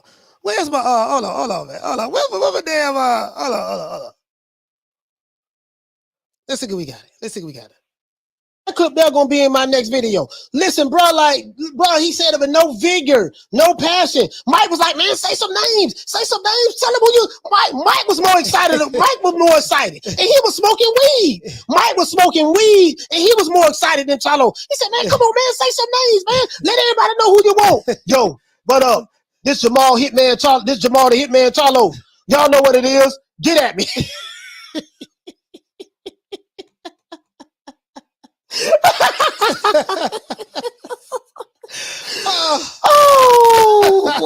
boy. Hey man, it is what it is, man. Hey man, we be having fun rocking out over here, man. We be having fun rocking out over here, man. I be like, God, these dudes here, man. God damn, they gotta tighten up on their backstroke, man. These dudes be talking like, man, they be talking so gangster in the chat, but they ducking a goddamn phone number, 7 digits, 10 digits. Back in my day, right? We used to holler at the females. You'd be like, hey, man, hey, let me get them 7 digits. It was 7 digits back then. A lot of you whippersnappers, you don't know that. You don't know nothing about 7 digits. You just walk up to a girl, let me get them 7 digits. You see what I'm saying? It brought me back. It brought me back to a time and place where things was much easier and happier back then. You see what I'm saying? Brought me to that time and place. A lot of y'all who my age, you remember when it used to be the 7 digits. Hey, man, let me get them 7 digits. Let me holler at you. Let me get them say, where your man at? You got a man? I got a cousin. Hey, listen, that's a true story. This is a true story. I got a cousin, man.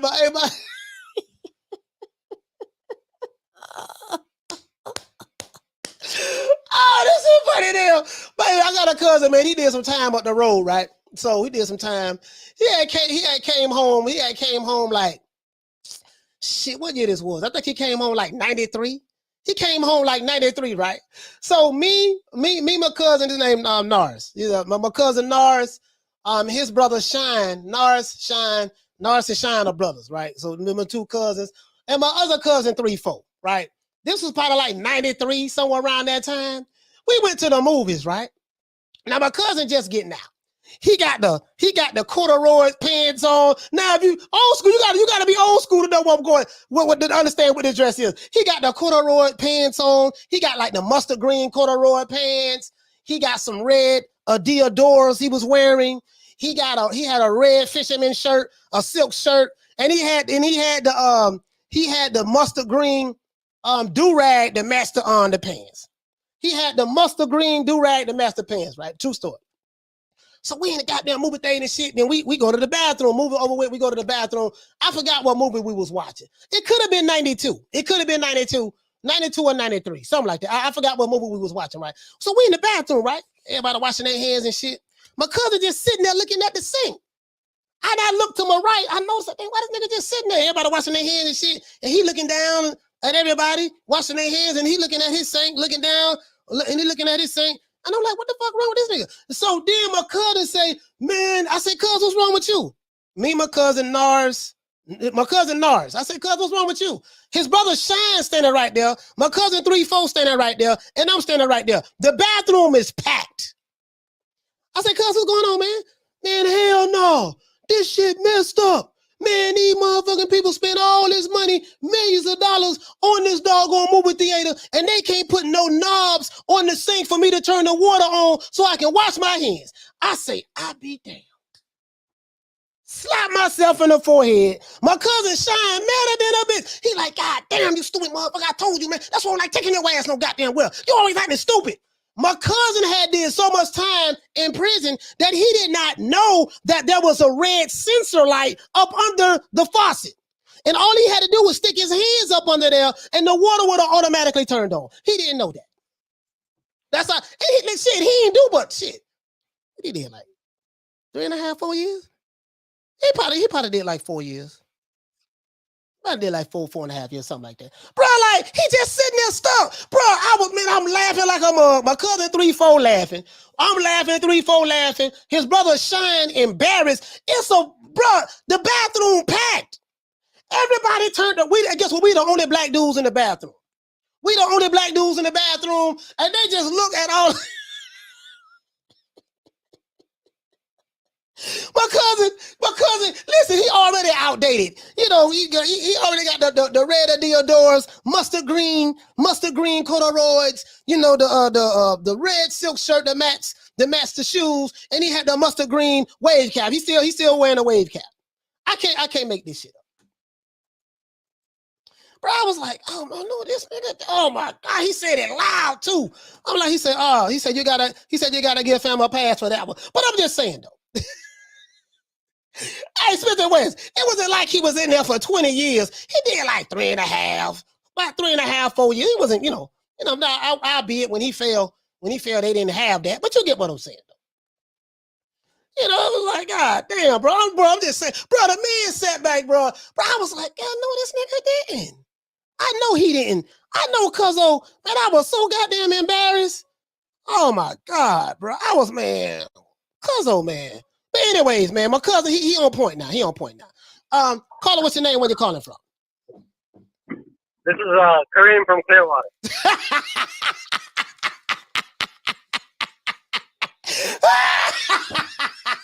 Kareem, talk to me, baby. What's up? What's happening? What's going on, man? This is Kareem, the hitman Jabbar. Anybody want any smoke, come get it. I ain't saying no names now. I ain't saying no names. Kareem, what's up, now? You all right, man? I'm good, man. How are you?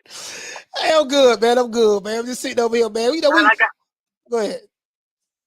Man, I got secondhand embarrassment for Charlo after watching that interview, man. You mean you talking about Jermell? Yeah, Jermell Charlo, man. I got secondhand embarrassment, man. That dude, that was terrible for him. Nah, you know what though, Kareem? All jokes aside, bro, it looked like his fan base is, you know, it's turning against him. Like those guys who were pro PBC, they still pro PBC, and they was pro Jermell Charlo who puts those narratives. They have turned against him now. Yeah, I never seen the LBBC going against a black fighter. Yeah, you know what I mean?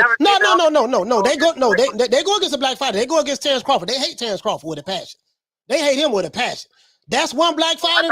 They hate him. They hate Anthony Joshua. They hate Dillian White. But I think they hate Crawford more than anything. Like they have a dedicated Crawford hating channel. You know, they got it specifically for that. For real. No, jokes aside. I don't even think they consider the black people from the UK black. I don't think they consider that. They don't. Yeah. But anyways, hey, Kareem, shout out to you, fam, for calling in, man. Shout out to my brother Kareem, man. Salute to you, fam. Salute to Kareem. Salute to Kareem. Yeah, man, Kareem, but dog Kareem. You know what I mean? But me and Kareem was beefing, but we squashed the beef. That's my dog now. He said it was Kareem, coach. That's my dog now. That's my dog. We squashed the beef. There ain't no more beef with me and Kareem. You know what I mean? Hey, listen, this is the new video that I'm dropping. I want to show you guys something. Now, listen, bro, I kind of feel bad for Mell now, dog. I think I'm gonna stall him out. I'm gonna back up off of him, dog, because I kind of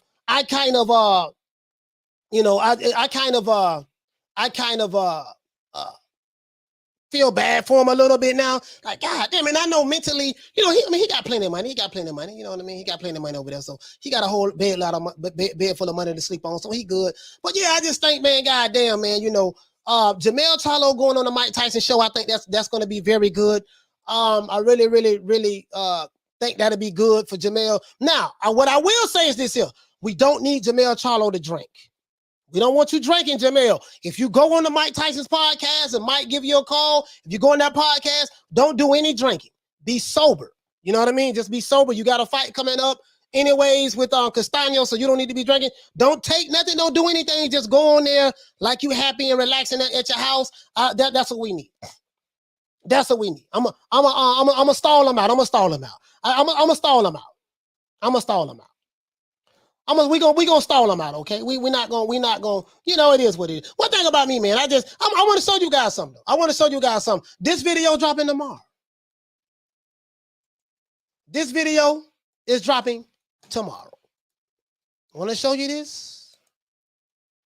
This video is dropping tomorrow. As a matter of fact, wait a minute. Let me do this. So you guys can see it, get the full impact of it. But you guys can see it and get the full impact of it. What I'm going to have to do, I'm going to have to bring it up over here. Hold on 1 minute, guys. Well, you ain't got to hold on. We're just going to keep rocking out. I'm going to bring it up right here. This is what's dropping tomorrow. Tomorrow, you know, I've been upping up my efforts. You know what I mean? Putting out content. I've been upping the efforts up, putting out content. And I want to show you guys this what's dropping tomorrow. Oh, yeah, that file is too big. It said it's too big.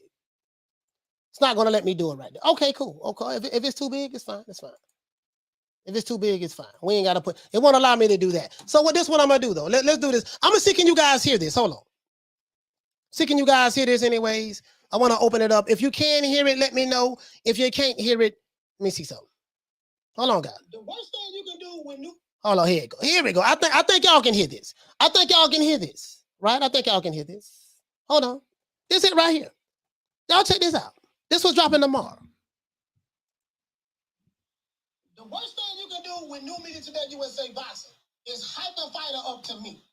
Once you go to hyping him up to me, I'm just saying to me, I am going to be looking at him very harshly, very hard, not harshly, hard. I'm going to say, okay, you guys say he Bam Bam Bigelow. You guys say he Roberto Duran reincarnated. You guys say he Marvin Hagler and Sugar Ray Robinson combined into one. That's what you guys saying? So I bet this what the fuck I better be seeing. When I see he fighting C-class fighters and struggling with them, I'm like, nah, that dude ain't what y'all saying.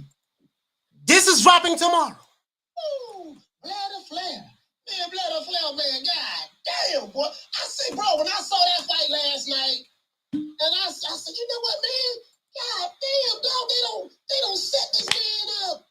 Oh, they don't set this man up, man. Alexis Rosa wasn't playing with this dude. He said, I'm gonna put paws on you, dog. You talk a whole lot of shit. They clowning this man on Twitter right now. You go on Twitter right now, they clowning Bladder Flair, right? They clowning my dog, man. Philly's finest, right? This is Philly's finest, right? Philly's finest. The man making Philly look bad. Bladder Flair. Bladder Flair makes Philly look bad, right? I'm just being honest with you, bro. When you think about Philadelphia fighters, you know, god damn, dog. The man is, you know, it's like, I never took the dude serious in the first place. He looks like a character from wrestling. You know, the brother was 5'10", you know what I mean? Left hook, oh my God, he was eating left hands all night long. Then he come to that straight left, bap, you know what I mean? Then he catch it with a 2-piece, bap, bap, you know what I mean? But that left hand with black eyes with the looking wide. And I saw him back up running. I said, man, this nigga know he in trouble. He know he had no mess. You're right, all that. He know he had no mess up like that. He was like, oh my God, what the hell De La Hoya them no did? They set you up, Buto, they set you up. True. They set the man up. They know it. They the man in there with a killer last night, man. Man, Rosa wasn't going for that shit. I mean, a killer in comparison to him. Alexis Rosa was like, look here, man, I'm finna beat the brakes off that dude, man. I don't give a damn about him being from Philly, the city of brother they love, the city where they got the statue of Rocky Balboa standing up like this here. Adrian! The city where they got Rocky Balboa standing up like this here. He said, man, I'm finna beat the brakes off this. I'm finna beat all of the brotherly love out of this guy. I'm finna beat the Flair out of Blair. And that's what my man Rosa did last. The worst thing you can do with Coach Malachi Williams is hype your fighter up to me. Once you hype your fighter up to me, I'm looking at him like he's Godzilla. Oh, you saying he Godzilla? Well, how many King Kongs he fight? Do we have he ain't fought with none yet? Has he fought a King Kong? What about a Marco? What about has he fought Optimus Prime? Oh, he didn't fight Bumblebee. Okay, what about Megatron? Okay, what about Soundwave? What about Starscream? I'm like, okay, because when you're going to tell me these dudes, these young fighters, you're going to tell me they killers and they assassins, you have to prove it. Just like what Mike Tyson said when he talked to Jermell Charlo.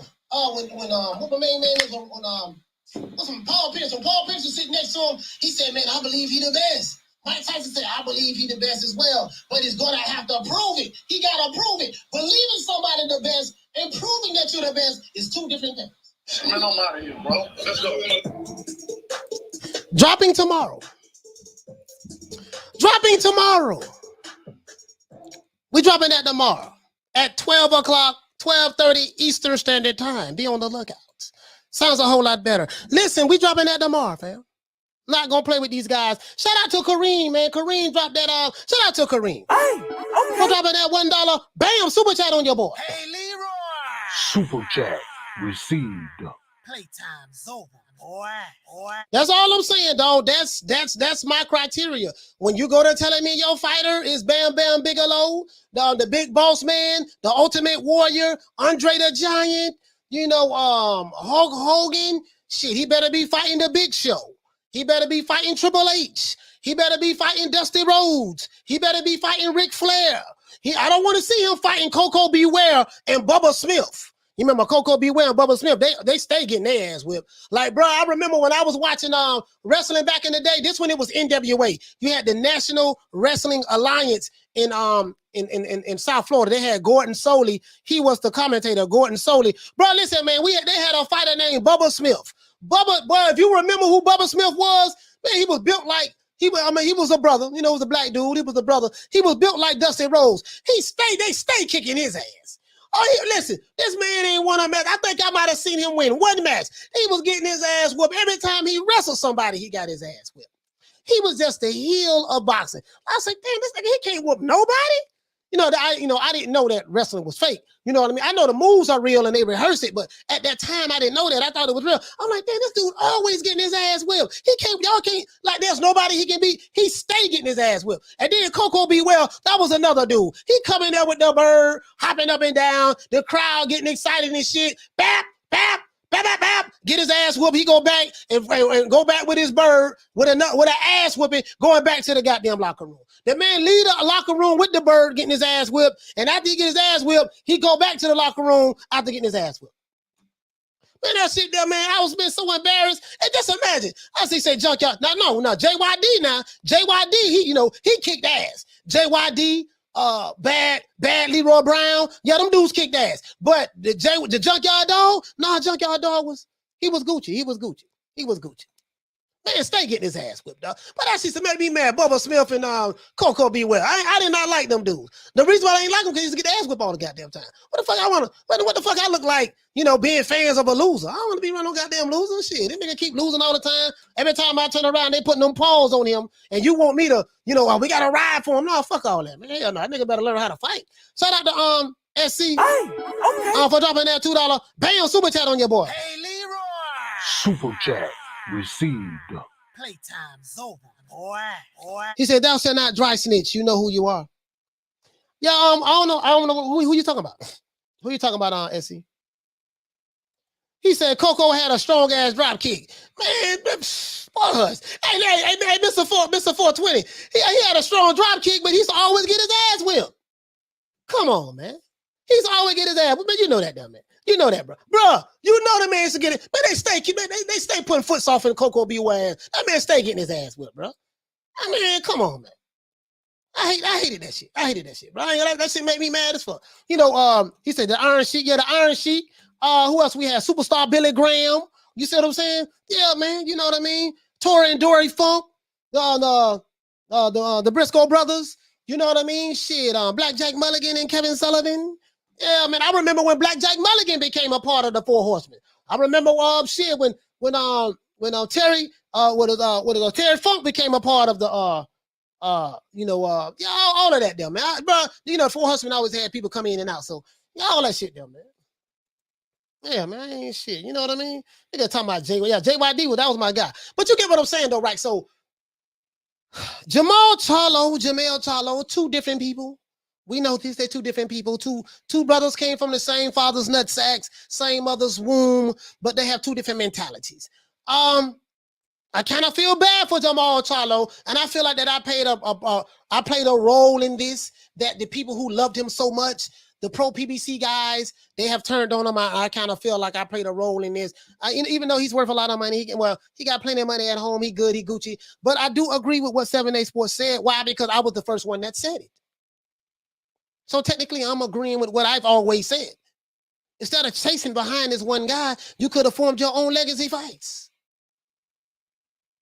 You could have fought the Andrades. You could have fought the Jacobs.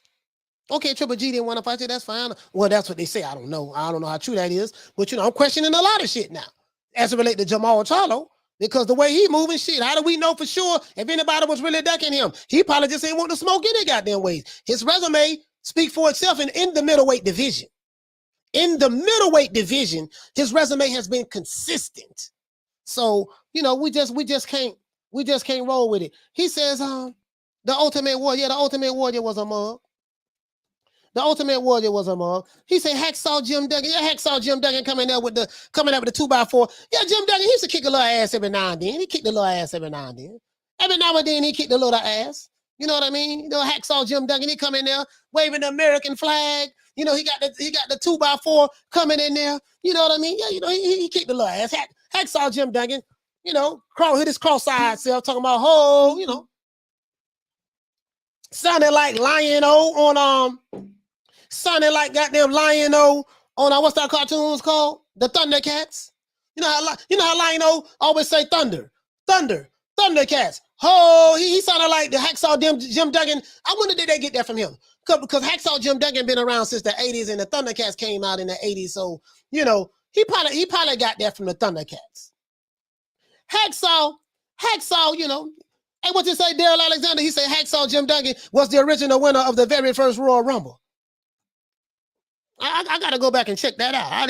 If that's true, I didn't know that. I didn't realize that. It's so long. The 1, 2, 3 kid. Oh, man. That 1, 2, 3 kid. Yeah, man. Yeah, the 1, 2, 3 kid. Booker T. Yeah, you know what I mean? Booker T. R.I.P. to Scott Hall, man. Razor Ramon. Yeah, man. R.I.P. to Scott Hall. Hey, yo. You know what I mean? Yeah, R.I.P. to him, man. He said, we want Virgil. Man, Virgil. Oh, man. Shout out to Y2K. Hey, put up in that quarter of a bam dub on your boy. Hey, Leroy. Super chat received. Playtime's over, boy. R.I.P. I don't know if Coco Beware still alive or not, or Bubba Smith. I think Bubba Smith passed away. So R.I.P. to Bubba Smith, and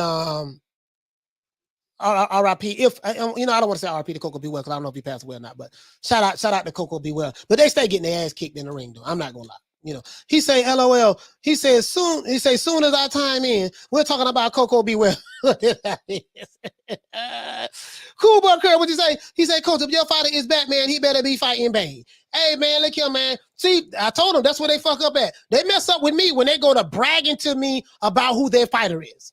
When they go to bragging to me, telling me that their fighter is Godzilla and King Kong, and I'm like, okay, well, he ain't fought. Okay, he fought Bubbles from Powerpuff Girls right here. Let's see. He fought the Catwoman right there. All right, goddamn. Okay, he fought Shawty Big Nuts over here. Okay, over there he fought Hobo Sam. All right, Poke Chop Willie. I'm like, goddamn, his resume ain't lining up with what you're telling me that he's that he is. Like, how do you determine he is that guy? Like, what fight did you see that made you believe that and see that?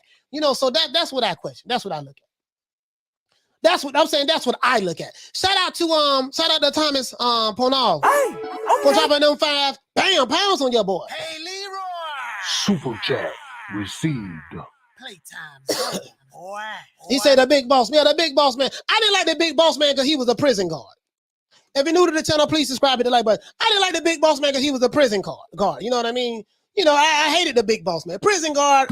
Just in my culture, in my hood, we didn't know. I hated the big boss man.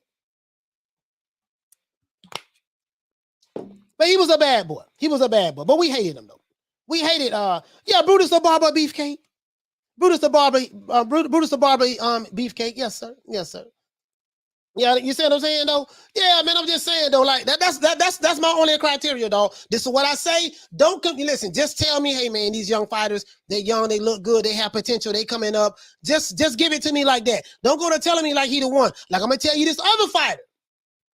Tell you this other fighter. Been hearing a lot about, in the UK, Conor Ben, Conor Ben, and he's this monster, he's this killer, of course, I'm very familiar with his father. His father fought over here a lot. Nigel Ben was a motherfucker. He was a damn good fighter, hell of a fighter, Nigel Ben was, right? So I'm hearing that they're trying to, and I understand marketing, I understand the way Eddie Hearn is trying to pinch Conor and stuff like that. But what I'm saying is, he say Ravishing Rick Rude. I remember when Ravishing Rick Rude was a part of the Four Horsemen. Yeah, man, the Legion of Doom, the Road Warriors, yes, sir. Shout out to Sam Peckham for dropping that $2 bam super chat on your boy. Hey, Leroy. Super chat received. Playtime's over, boy. He said Mell is the real. He say Mell is the real Big Charlo. Mell is clearing out 154. Now, one thing I will say about Mell clearing out 154, the road was easy for him to be able to do that as well. Now that's not taking nothing away from his heart or anything. It's just the way it lined up. Sam, all of the fighters that had the belts were PBC fighters. So, in the 154-pound division. You know what I mean? So even Castano was a PBC fighter. You get what I'm saying? So it was a lot easier for him, you know what I mean, to become unified. He said, G Martinez says, I like when Big Boss Man was tag team champion with Ken Shamrock, and Ken also had an intercontinental champion at the time. Yeah, you're talking about the early 90s. Yeah, he said, yeah, I had all the wrestling figures. Shit, I remember when Hulk Hogan had a cartoon. Shit, I remember when Mr. T had a cartoon. That's how far I go by. Mr. T had a cartoon. Y'all probably don't remember that. I remember the theme music and everything. Hulk Hogan had a cartoon. All that shit. Yeah, man, I remember all that shit, man. Like, nigga, I was popping Flintstone vitamins like a drug addict pop Mollies. Like a drug addict pop pills, I was popping Flintstone vitamins just like that. Thinking I'm gonna get a big chest doing 100 push-ups a day. I used to get the razor blade and cut my shirt right there. And when I see the holster, my mama told my ass up, bro. I got a whooping so bad, bro, for doing that shit. Cause I had to ran through like 5 t-shirts. I had to ran through like 5 between watching the Incredible Hulk in the 70s. Between watching the Incredible Hulk in the 70s with when Lou Ferrigno and Bill Bixby. Between watching that, Spider-Man used to come on in the 70s as well. I love Spider-Man. Spider-Man used to come on in the 70s as well. The Incredible Hulk, I think that show ran from 76, 75, something like that, to 82, something like that.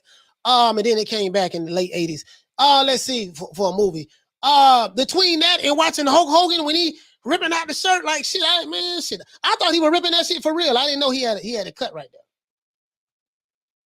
Yeah, man, my mama told my ass up, bro. I got whipped with a switch. Like, listen, the whippings that we used to get back in my day, it'd be child abuse today. It'd be child abuse today. Hey, he said, Coach was getting beat by moms. Same time Coco Beware was getting the bed. Man, Betty Jean didn't play, boy. Betty Jean, man. Bro, like, back then, shit, nigga, you getting whipped with. If you got a whipping with a belt, that was mercy. Back when I was growing up, if you got a whipping with a belt, that was mercy. You prayed for the belt. You prayed for the belt. You prayed for the belt, bro. Shit, bro, anything, shit. She gonna whip me with a belt? Yeah, yes, the belt. And then you just holler and scream, and you just holler and scream and make it seem like she killing you, whatever the case may be. I did not want to get whipped by my daddy because my daddy was I didn't know who. I never met my real father, but my stepdad was a big dude. He was 6 feet tall, about 240. He used to hold me with one arm like this. He'll hold me with one arm like this and had a belt. I'm rapping. I wrapped my whole body around his arm one time. You see what I'm saying? Because I'm a little kid. He tried to whip me. I messed around and swung up. He was holding me like this. I swung up and wrapped up my legs and everything around. That's how big he was. Wrapped everything around his arm. He was trying to throw me off his arm so he can whip me, man. Nigga, please, shit. I'm telling you, boy, that was child abuse back when I was growing up, boy. Y'all, these kids today, they got it good, bro. Nigga, I'm talking about stitching cords. We used to take the stitching cords because I lived in the project. So you got the screen windows, right? The screen windows, and the rubber around the screen that kept the screen inside the aluminum foil. And in the project, some of those screens used to wear out. And when they wore out, you had to replace the windows with a new screen. So, mom, back then, them women back then would take the extension cord from around the screen, and that was your tool, that was your ass whipping right there. Yep. Yeah. He said, damn, broom handle was no joke. Shit, man, I'm telling you, boy. These kids don't know, boy. He said, Coach, back in my day, my mother had heat-seeking shoes. Hey, man. Dustin Rose. That's right, Dustin Rose. He said, one of those kids got the extension cord. Remember, you had to go break your own switch. Yep. Had to go break go down there. That's my mom. Yeah, go down there, pull them leaves off of that, and pick that switch right there. You had to go pick your own shit, bro. I'm walking down there real slow too, crying and shit. I was crying like, what did he say? I used to rip shirts off like Hulk Hogan until, yeah, man, my mama tore my ass up, bro. Shit, I'm like, bro, I'm saying some real shit, boy. Like, bro, y'all know, hey, listen, you listen, if you came up in that era, you know what I'm talking about. If you came up in that era. He said, I got the iron switch. Yeah. He said tree branches. Goddamn chanclets, leather belts. Oh, the leather belt was mercy. Shit, it depends though. It depends because sometimes you got an ass whooping naked. Your mama catch you coming out that goddamn shower. No, coming out that bath because you took baths back then. Mama catch you coming. Yeah, listen, and you know what's coming because they like, okay, you did this in school, bro. Guarantee ass whooping. If I was acting up in school, and I used to act up in school a lot. I was like a class clown, joking all the time, laughing, not paying attention, talking shit. Like that was me, fighting and stuff in school. So I know when I get home, this was back when the school used to go to the principal's office, and they used to give you a paddling with a hard ass wooden paddle, and you have to pull your pants down, and they hit you right on your ass. Like, yeah, bro, like these kids don't know, boy. These kids don't know, boy, like they don't know how good they got it, bro. They don't know how good they got it. Got your ass whooped. I'm telling you, bro, like shit, it is what it is, bro. It is what it is. What you say, Sean says, I think I was borderline between I got whooped and everything between my mom and granny. Man, I'm trying to tell you, Unknown caller. Bro, I'm trying to, but that was child abuse. I mean, that was child abuse. And listen, my mama Porter went to jail. My mama, my auntie, everybody Porter went to jail. Caller, what's your name? Where you calling from? Hey, what's up, Mark? Hey, this is Marcus calling from Alabama. How you doing, bro? Marcus calling from Alabama. Talk to me, fam. What you want to talk about? Hey, I ain't trying to get all off subject about what you be talking about, man, but I just want to answer to this question. Why does Kambosos set on fighting Lomachenko? You know what? I'm gonna tell you why. I don't have any proof of this, but they already had a deal in place. The Kambosos had no intentions on fighting Devin Haney. I think Bill Haney probably knew that as well.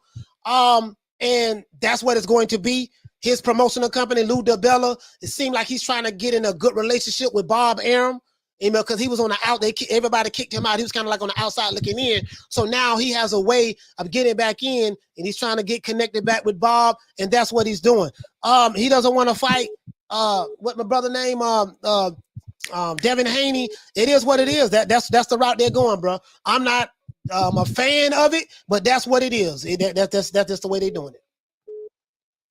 But don't you honestly think that Lomachenko will beat him worse than Haney will? I don't. I don't know, bro. Like, whatever reason why he chose to fight Lomachenko, and apparently they had a deal set before Lomachenko went back to the Ukraine and did a photo op like he was fighting in the war. Now I'm hearing that he's coming back while there's still a war going on. Me personally, I think Lomachenko does have a better skill set, but styles do make fights, and I don't know. We'll just have to see, will his style match up better against Kambosos versus a Devin Haney. Me personally, they letting Devin Haney know what time it is by not fighting him, and they're gonna go another route. So Bill Haney probably already knew, though. They knew. It is what it is. Okay, man, I appreciate it. I just want somebody else's opinion, because I'm like, Haney's probably the easier fight for you. Why don't you at least fight Haney? At least you got a chance. You have no chance against Lomachenko. But Lomachenko is a much skilled fighter than Devin Haney is. I mean, again, styles make fights, so we'll see. We'll just see how that play out. Styles make fights, so who knows? Who knows? I don't know what the money or the business aspect of it is, how much money they're gonna make or whatever. So we'll see. We'll see how that work out, man. We'll see how that work out. I don't know, man. Okay, thanks, my brother. Yeah, hold it down. You have a great day. I love your show, man. Yeah, I appreciate that, man. Shout out to Marcus calling from Alabama, man. Salute to you, fam. Salute to my brother. Shout out to Donald Banks. Hey, okay. For dropping that quarter of a bam dub on your boy. Hey, Leroy. Super chat received. Playtime's over, boy. He said my mom had a rule about fighting. If I was the one went through the first punch, I was in trouble. But if they hit me first and I fought back, I was good. Yeah, man. You know what I mean? Hey, man. Bro, all I know is we had to get it in. We had to fight to get to the park. Like if you was wanted to go to the park, you better know how to fight. You just can't know anybody go to the park. You know what I mean? No, anybody. You better know how to fight to go to the park, because they're going to run your ass off the park. So he said, I used to make my little brother eat crayons. he used to make his little brother eat crayons. Oh, man, hell no. What kind of big brother you is, man? Hell no, man. This is some bullshit. Yeah, you make your little brother. Bro, I'm trying to tell you, bro. I'm just trying to tell you. Betty Jean didn't play, boy. Betty Jean didn't play. All that, what you say? All that say, he said, Jay Smooth he said, hold on, Kambosos has no chance against Devin. If he did, the fight would have been made. Whatever he talking about. Jay Smooth, there's a lot that's going on in the background that we don't even know about, my brother, to be honest with you. They had this shit set up already before anything dealing with Devin Haney. There was no, again, I'm not a part of the George Kambosos or Devin Haney defense fund. I don't have no emotional attachment to neither one of those guys, to be honest with you. I just heard, I didn't know who George Kambosos was prior to fighting Teofimo Lopez. And Devin Haney, he's a pretty good fighter. He's all right. You know what I mean? So, I would like to see those two guys fight each other to see who would become the real undisputed champion. You know what I mean? Because we know that George Kambosos, according to the WBC, he is the WBC undisputed champion, but he's not universally known as undisputed like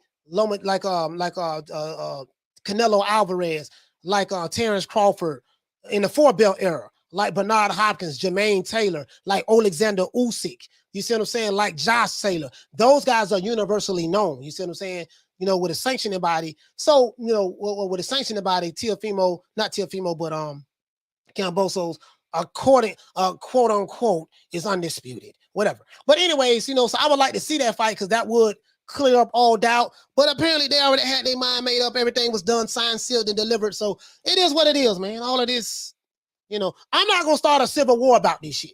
Not me. You see what I'm saying? I'm not gonna start a civil war about it. I don't give a damn when is you fighting, who you fighting. Is it a fight that I'm like, okay, yeah, you a top tier fighter? Are you fighting another top tier fighter? Okay, cool. That's all I care about. All that other shit about, I ain't getting into all the other shit. Because the other stuff all the other stuff does, you have a bunch of fans jumping on social media, and bunch of fanboys, not the fans. The fanboys, and they have a civil war arguing back and forth about who ducking who did what. I don't like you racist, this, that. There's just a whole bunch of shit that ain't got nothing to do with boxing. All I care about is who they fighting, when they fighting, and if it's something that I like, I'm gonna roll with it. Wendell Johnson, he say Loma might be more of an exciting fighter, but he's not a better fighter than Haney. Styles make fights. Styles make fights so we'll never know. But they already had it done. They already had it done, bro. I mean, that's what I believe. You know what I mean? That's what I believe. They already had that shit done. It is what it is. And I don't feel bad for Devin Haney. I do not feel bad for him. I'm gonna tell you why I don't feel bad. It's because these fighters are multimillionaires. Devin Haney doesn't feel bad for himself. Devin Haney is not. He's spending $1 million on jewelry and living in mansions and driving, on luxury cars. I don't see him being upset. So if he's not upset, I'm not going to get upset. I'm not going to go to war over a fighter who is not willing to go to war himself. Not going to do that. Not going to do that. CIE, what you say, fam? He say this ducking with Devin is ridiculous.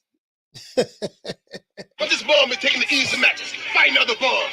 So you feel like he's ducking Devin to fight Lomachenko? You feel like that's a duck? Normally on CIE, when I look at ducking, I look at it like this. If you duck a tough competition to fight Hobo Sam, let's say this is what I call ducking. Let's say you are a top welterweight. You're Errol Spence. And you got an opportunity to fight Keith Thurman or Terrence Crawford or whatever elite fighter that you want to fight. And you refuse to fight that fighter, and you say, I want to fight Blair Cobb. That's a duck.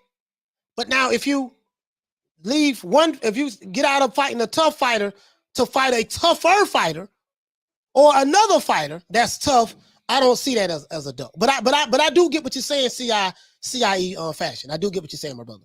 Caller, what's your name? Where you calling from? What's good, Coach? It's Derek from Miami. Derek from Miami, talk to me, fam. What you want to talk about? Yeah, I got a question, Coach. Like with Tank fight Rolly, I got an example. Like what happens if Rolly does pull up the upset? I wanted Mayweather promotion gonna build Rolly up, like build his skill set, because he really don't have no skill. He has the power though, but if he pulls it off the upset Tank, do you think he can build him up and he fight, top competition? Like how that will turn out? Like that'd be crazy. Well, repeat that. Which fight you talking about? If Tank fight who? I'm talking about Rolly. If Rolly pulls it off, like the upset, I'm saying you think Mayweather promotion will build his skill set up to fight better competition? Like you talking about Rolly Romero? Yeah.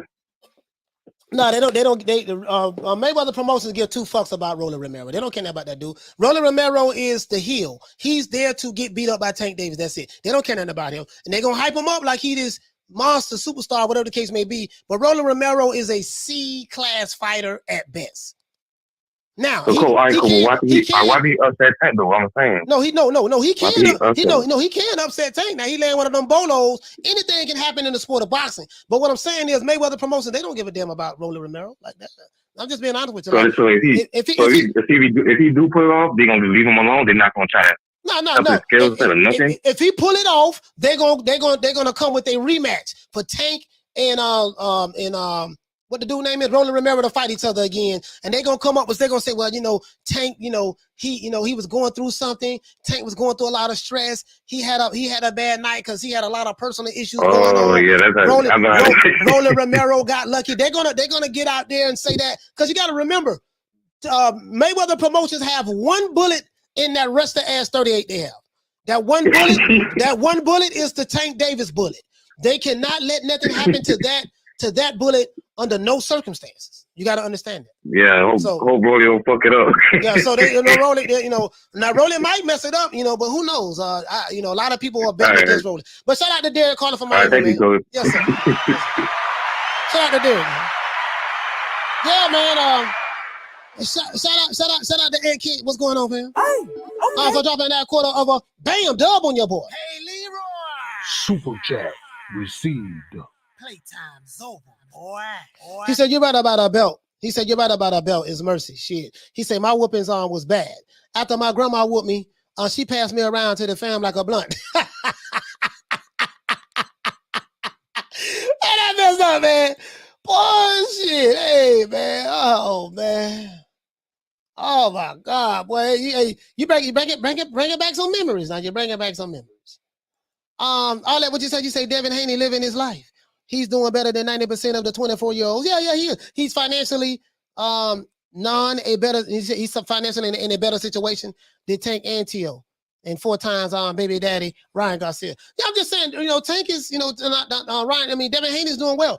So I'm not going to, not going to trip on that. Now, as we know, as I said before, like I'm telling you, dog, Rolly Romero, listen, man, listen. I'm gonna put a couple dollars on Rolly just in case. He said, "Rolly, get it knocked the fuck out." I'm just saying, I'm gonna put a couple dollars on Rolly just in case. Just in case he the dark horse that may come through. He land one of them bolos because he's very awkward. Who knows? What you say? You say, nah, Floyd would do what Darth Palatine did to Duco. Okay.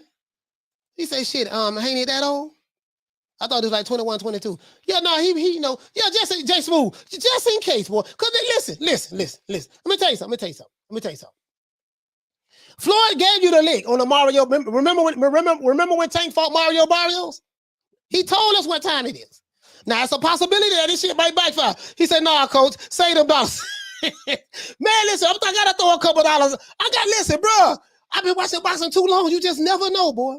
You just never know. And they got a plethora of fighters that they choose from. Listen, he say, bet the house on it, coach. Nah, I ain't saying bet no house. Now I ain't that goddamn stupid. I say a couple of dollars. Just a couple of dollars. I'm gonna bet a couple of dollars on. Like, listen. Floyd gave you the lick already. This is what Floyd said. Remember this? Anything at all of where you'd like to either fight next as far as 130, 135? Anything at all? Well, his team gonna take care of that. You know what I mean? I mean, our thing is this. You know, we work smarter, not harder.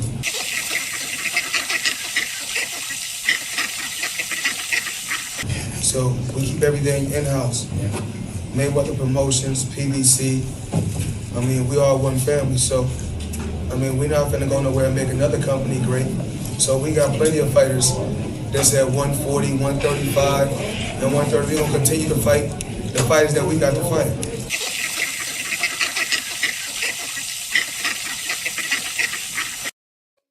So he told you what time it is. Floyd told us what time it is. We gotta respect it. We got to like it, but respect it. Caller, what's your name? Where you calling from? This is Smoke calling you from Oakland, California. Smoke, what's going on, Smoke? Talk to me, fam. What's up, man? So you know, I'm just enjoying the stream once again, and I just called in to let you know that like the video that I saw with you pulling out those magazines, like chilling with blood boxing, is one of the most heartwarming events I've witnessed in the YTBC in some time, in recent memory. I appreciate the both of you guys. He said heartwarming. Yeah. I mean, you guys had the old school boxing man. You guys, the Mell was flowing. You had the swishers out. You had the rolled up bag of weed. Like, listen, I'm trying to tell you, I enjoyed every second and every frame of what I was. I gotta give it up. Bow down, high praise indeed. And yeah, when I say high, the pun is intended. Hey, shout out to Smoke, man. Shout out to Smoke, man. Hey, shout out to my brother Smoke, man. Yeah, man. Me and Blood, we went out to eat and shit. We burnt a couple on my patio. We were smoking, looking at the water. You know, we country down here in Florida, so you gotta get the lingo. But you know, we looking at the water out on the lake and stuff, just smoking, man. So yeah, we had a good time, man. And he was going to a wedding, so he had to go to a wedding. Yeah, that's what's up. Like, and I saw those muscles like bulging out the fucking armholes of your shirt too, huh? I saw that. I see you, youngster. Yeah, you know the old man. I try to do a little something, man. Shout out to my brother Smoke, man. Salute to you, fam. Salute to my brother Smoke, man. Thank you. Yeah, salute right back at you, man. I'm back in the chat. Peace out. Yes, sir. You know that was heartwarming. You know, Smoke was like, oh, it just touched my heart. It touched my heart. Goddamn Smoke, get all sentimental, man. Goddamn Smoke, get all sentimental on your boy, man. Goddamn, man. You know my heart was warmed. He say Floyd come in that tank / rolling fight like dog. You know he pulling one. You know he pulling for one, ride for both.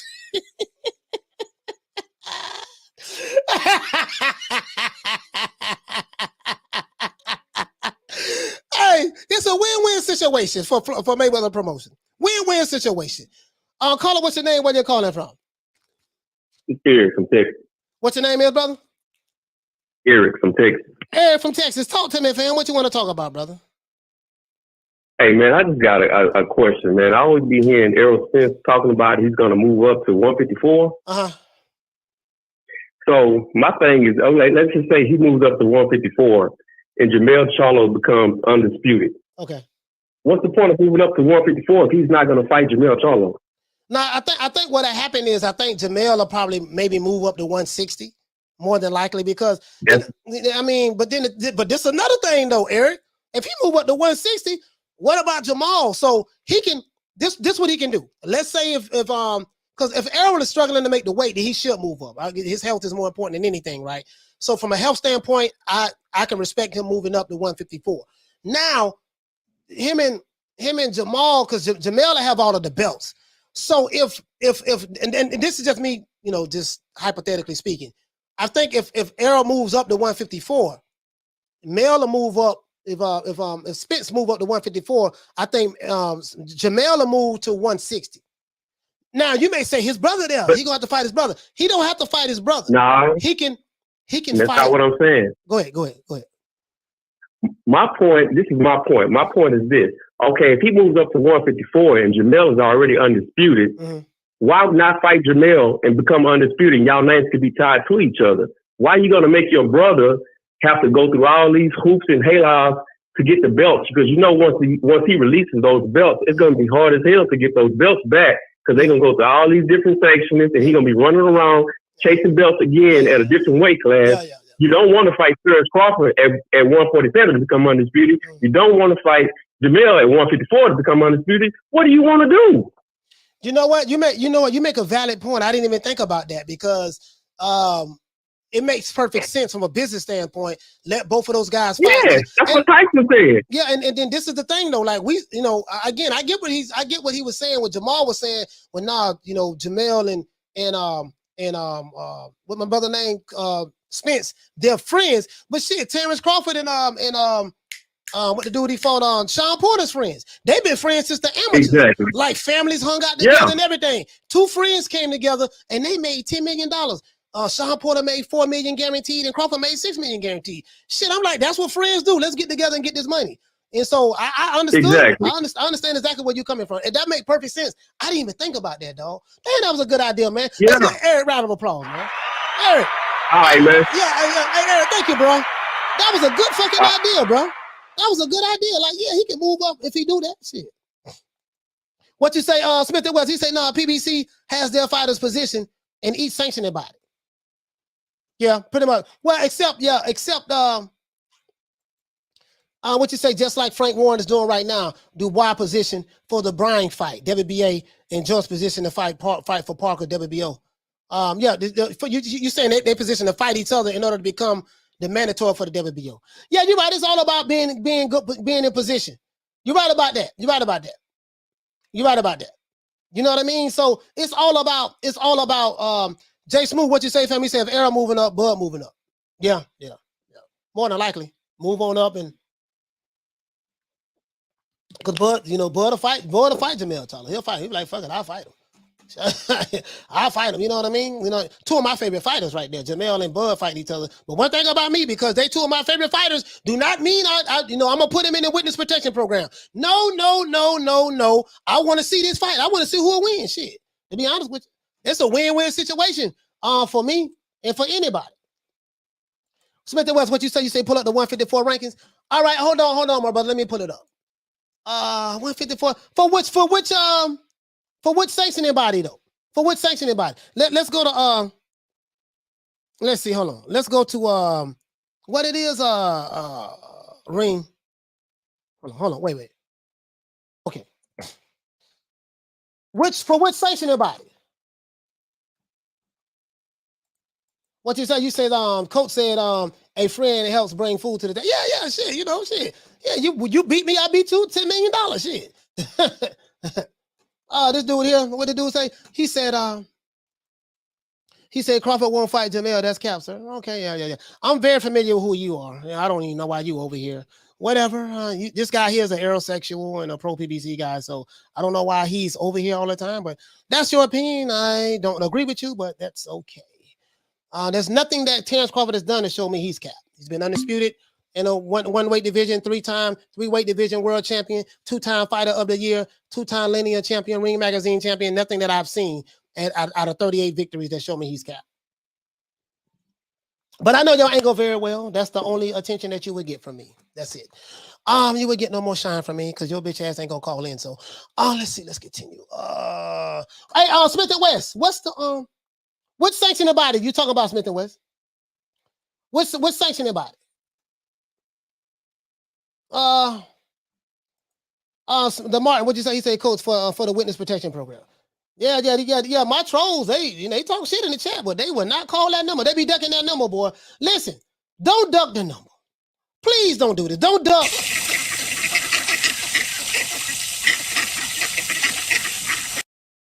Don't duck the number, sir. I want to hear from you.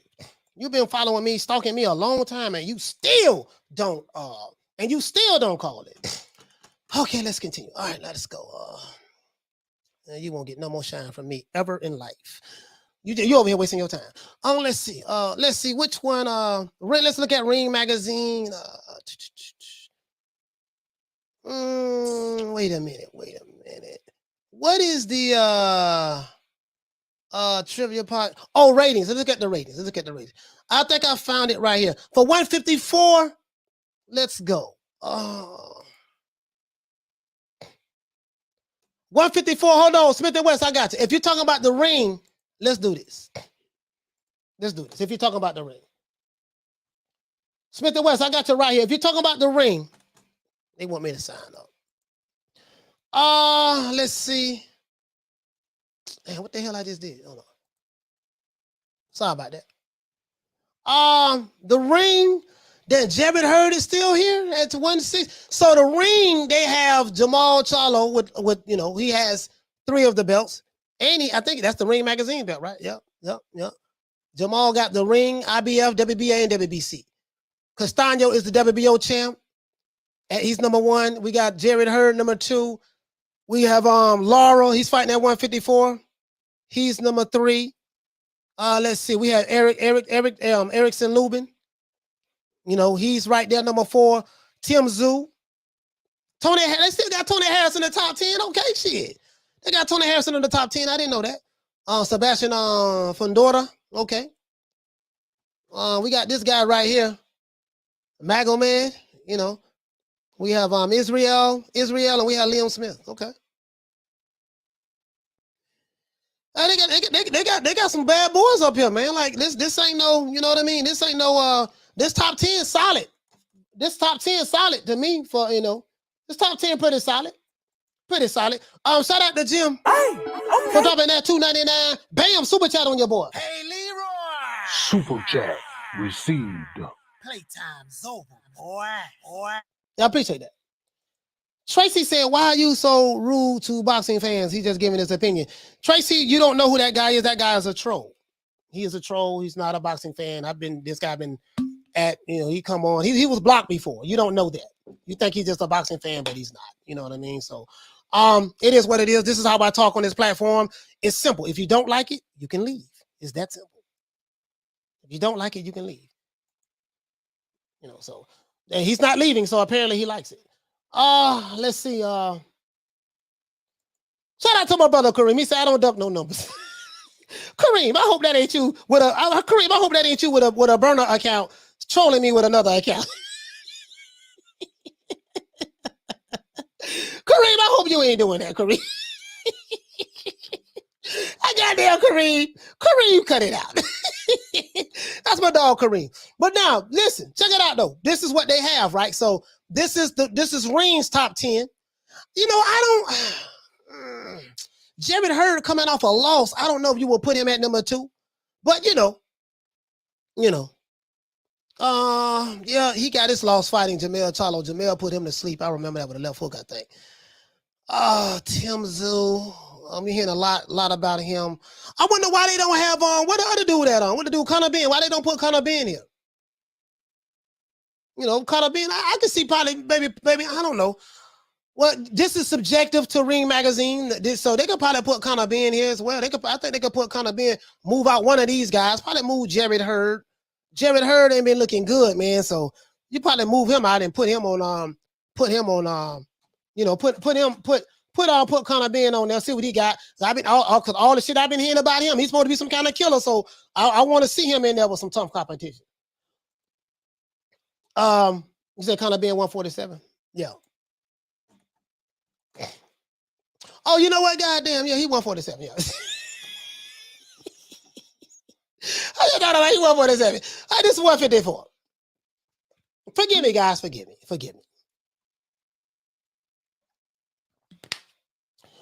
But let's see. So this is the top 10 for, this is what the Ring magazine has. I don't know how they like, to be honest with you guys, I would probably have Erickson Lubin ahead of Jared Hurd.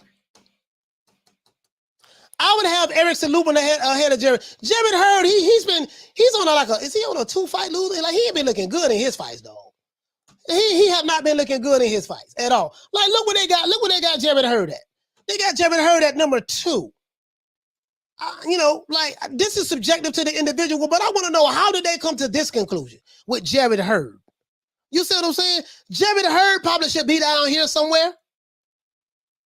In my opinion, he should be down here somewhere. How did he get the number 2, or, you know, behind Castano? Like, let's pull up Jared Hurd. Well, what you say? Copper just says Haney has been offered the undisputed fight against Kambosos. Oh, he has? Let's see. I hope so. Probably they realize that Lomachenko fight ain't going down. Let's look and see. I hope so. Shit, you know, I'm down for undisputed. You know that shit. Let's see. Sources say. Hold on, let me see what's up. 57 minutes ago. All right, let's do this. Let's go on Twitter, guys. Let's go on Twitter fingers. Let's go on Twitter right quick, guys. Let's look this up right here. So this is Mike Carpenter's. So he said Devin Haney has been offered the undisputed lightweight title for the George Kambosos fight on June the 5th in Australia. Sources tell ESPN the offer comes after Lou DiBella told ESPN that Vasily Lomachenko has passed on the fight to remain in the Ukraine during the war. Story coming. That's good. That's good, because they was trying to say that Lomachenko was going to leave the Ukraine to come fight. I don't know who put that information out there. It could have been a PBC publicity stunt. It could have been a PBC misinformation campaign. I don't have any proof of that, guys, but, you know, I wonder where this is coming from. Because I remember I tell you guys, when you hear these sources say unconfirmed, unverified sources and stuff like that, and they put this information out there, yeah, man, Lomachenko is talking about leaving this country. And I was hearing that. I'm like, where's this shit coming from? So, you know, that's why, you know, if the shit ain't been confirmed or nothing like that, where's the source coming from? You got to always question the source. Sources say. Well, now we'll find out. I don't know how true this shit is right here. You know, Bill Haney is really close to the alphabet board, so he'll probably go on one of those channels and let them know that this is true, and we'll see what happens. He said right here, but this is the thing that throw me off though. He said this guy here said Devin should be thankful to Lomachenko. Why should Devin Haven? Hold on, let's pull this up. Let's look at some of this shit. These dudes be talking crazy as hell on Twitter, though. Let me show y'all. This dude here say Devin Haney should be thankful to Lomachenko for what? Thankful to him for what? What did Lomachenko do? What did he do? Why should Devin Haney be thankful to Lomachenko? What does Lomachenko have to do with this? His country's getting, he's going through a war with Russia. He's over there, you know, he's over there in Ukraine. You know, I don't know if he's on the front line shooting guns and stuff like that. I can't say that, but he's over there in Ukraine. So, like, I don't know what he should be thankful to the Lomachenko for. He say thankful that man's. He say this guy right here he say thankful that a man's country is being invaded and he's fighting to defend it. Thankful that after all the posturing lies and the BS, he's getting a fight that he's earned that made the most sense to begin with. You know, this brother here make a valid point. He say, nah, they're the unified WBC champion. Gotta pick up the diamond belt to be undisputed. He said Haney is becoming undisputed champion. What is it right here?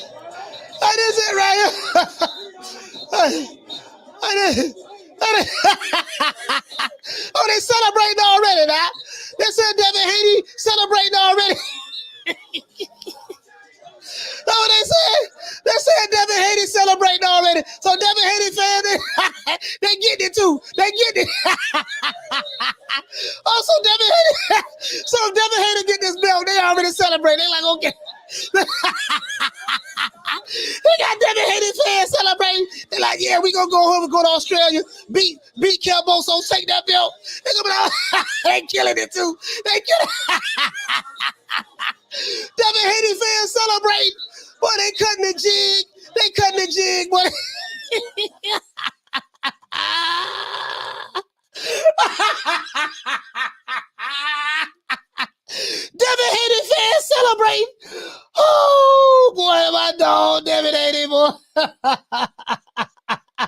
Hey, Wendell Jackson, you see that? Boy, Devin, boy, listen, if this is true, Wendell Jackson, if this is true, Devin Haney fans celebrating right now, boy. They already know. They already, hey, boy, we finna go ahead and beat the brakes off of Cam Bosos. We gonna beat the brakes off of Killer Cam. That's a Devin Haney fan, too. He said Haney is becoming the undisputed champion. They already know, boy. Hey, Steve, but you see him, boy. They already, hey, Steve, they already ready, boy. Nielsen, you see him? Postman said, Haney. True. Hey, listen, man. Hey, listen. Hey, so I'm going to tell you like Canelo told Andrade, get the F out of here, please. Oh, man. Boy, that right there, boy. Oh, man, this is hilarious, man. Oh, this is hilarious. Let me tell you something, man. All jokes aside, man, Devin Haney, I do want to see him get this fight, bro. And I do want to see George Kambosos get this fight. I'm going to tell you why. Because this is going to clear up a lot of confusion that's going on in the lightweight division. I don't give a fuck about the business aspect of it. I'm not a fan of your or promoter. Whatever's going on with the business aspect of it, it is what it is. If, you know, I think that would clear up all doubt. You know what I mean? So whatever Lou DiBella decides, I don't know him, don't know the guy at all. Whatever they decide, they're going to make a business decision, a business move. That's what they're going to do. So be it. But I do want to see Devin Haney get this fight, not because I'm pro Devin Haney, but because Devin Haney has, you know, he's fought hard. He deserved, you know, in my opinion, you get what you get what you earn. It doesn't matter what you feel like you deserve. You get what you earn. I feel like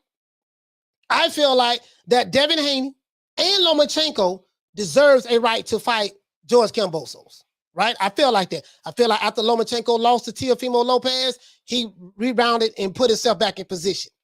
Unfortunately, he's in Ukraine fighting a war, fighting a war right now. So the next best option is Devin Haney. There's no reason why not to fight Devin Haney, especially if Lomachenko is unavailable. That's all I'm saying. That's all I'm saying. That's all I'm saying. You know what I mean? So other than that, that's it. I just want to see the fight. Hey, Boxing for Life says, and the new, hey, you see him getting down? No, you see him, hey, you see him getting down? You see him getting down? I like that. I like that. I like that. I like that. I like that. I like that, man. I like that. He say, Haney, I want to unify. More than Charlo wants to unify. Hey, I want to unify. You know, hey, Schoolo asked me, what you say, fam? He said, yeah, coach, we need to know who really undisputed. Yeah, we need to know who really. Yeah, so we know who ain't undisputed. That's what we do know. We know that. We know that in the 4-belt era, when you look at the history of the sport of boxing as it relates today, as it relates to Ring Magazine, all of the sanctioning bodies outside of the WBC, when it comes to the boxing historians and stuff like that, what do we do know? We know that there are 6 fighters that are currently have been undisputed or currently undisputed, that have been undisputed or are currently undisputed in the 4-belt era. We know the first guy is Bernard Hopkins. We know the second guy is Jermaine Taylor. We know the third guy is Terrence Crawford. We know the fourth guy is Alexander Usyk. We know the fifth guy is Josh Taylor. And we know the 6th guy is Canelo Alvarez. That's what we do know. Universally known. That's what we do know. All the other shit, I ain't even tripping. Shit, you know, he says, puts the heavyweight division in flux too.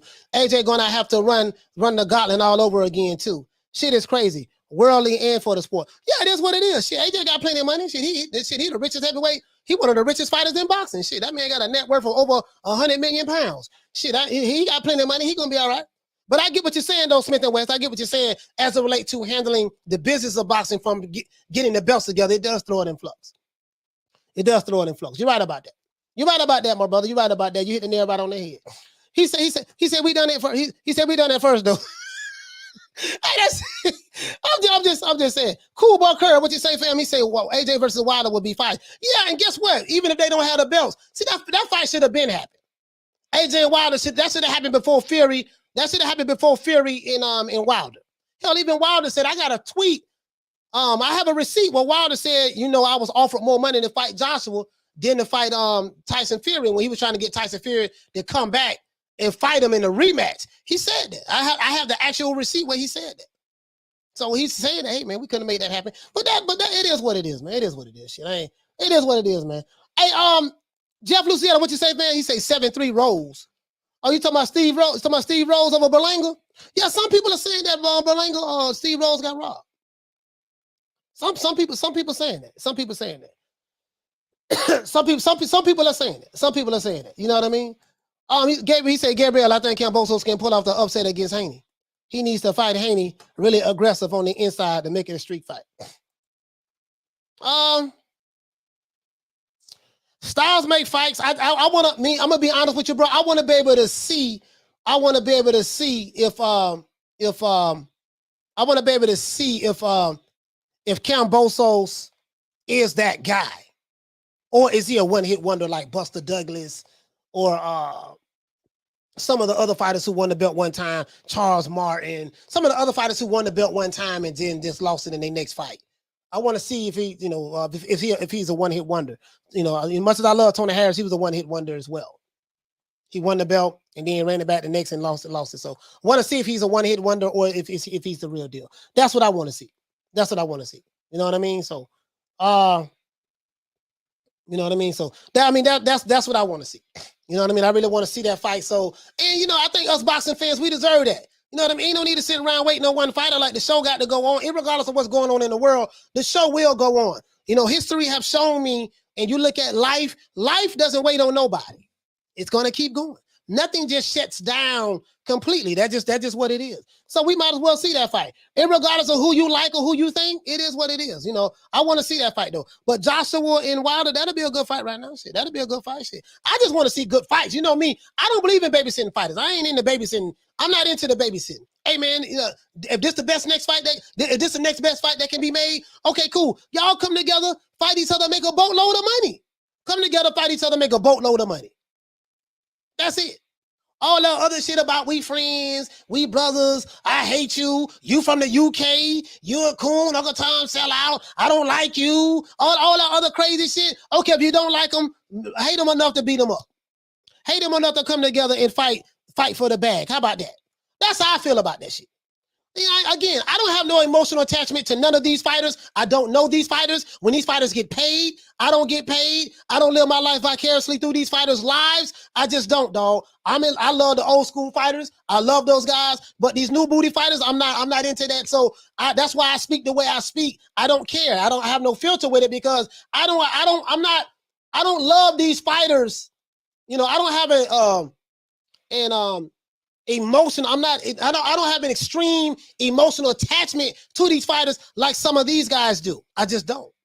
I don't take it personal. If you talk about a fighter who I like, I'm like, that's how you feel. That's how you feel. I'm not going to be crying about it. Because guess what? At the end of the day, these fighters are multimillionaires. They live in their mansions. They live in real well. And when they get a check, I don't get the check. When they eat, I don't get full. You know what I mean? So it is what it is. But now I'll put some money who I think is going to win. You know what I mean? So, but this is the thing though. This is the thing too. Hold on, this is another thing. I ain't gonna lie, this shit funny. Let's watch this one. This shit funny though. This shit funny. Hey, you know what? This kind of remind me what they doing. This kind of remind me of what happened. Hold on. But Devin Haney fans running down the street. Oh, we got that Kambosos. We're gonna bring the title back home. We're gonna be undisputed. We're gonna be undisputed. We're gonna be undisputed. What them Devin Haney fans? We gonna wait. But they killing it. We're gonna be undisputed. We did it first. But Devin Haney, Devin Haney might shit. You know what? If Devin Haney win, let's say this fight go down. If Devin Haney win, will he be the youngest undisputed champion in the history of boxing? How old is Devin Haney? Let's look that up. How old is Devin Haney? Will he be the youngest undisputed champion in the history of boxing if he win? That's what I want to know. What y'all? Hold on. Let me see. Hold on. Let me see something. I wonder will he be the youngest if he win. How old is Devin Haney? Is he 23? Something like that, right? How old is Devin Haney, guys? Hold on. Let me pull up. Let me pull this up. I should have had this shit up. I should have had this up. Hold on, guys. Hold on. I should have had this up. I'm gonna have to hold on, guys. I'm gonna have to pull it up. Let me see. I wonder how old is that man? Oh, he 20. Arlette, you say he 24? You say he yeah, you know what? No, Arlette, I know. Sorry about that. I know Mike Tyson was the youngest fighter, right? But I'm saying for hold on. I know what. Let's see. Muhammad Ali won the title at 21 or something like that. I'm saying undisputed, Arlette. I'm saying undisputed. At least I'm saying undisputed. Carter, what's your name? Where you calling from? Troy Graham. How you doing, Coach? Troy, what's going on, fam? What's going on? I think I got your answer for you. It's Floyd Patterson. Floyd Patterson. How old Floyd Patterson was when he was undisputed? 20. Okay. 20 going to 20. Okay.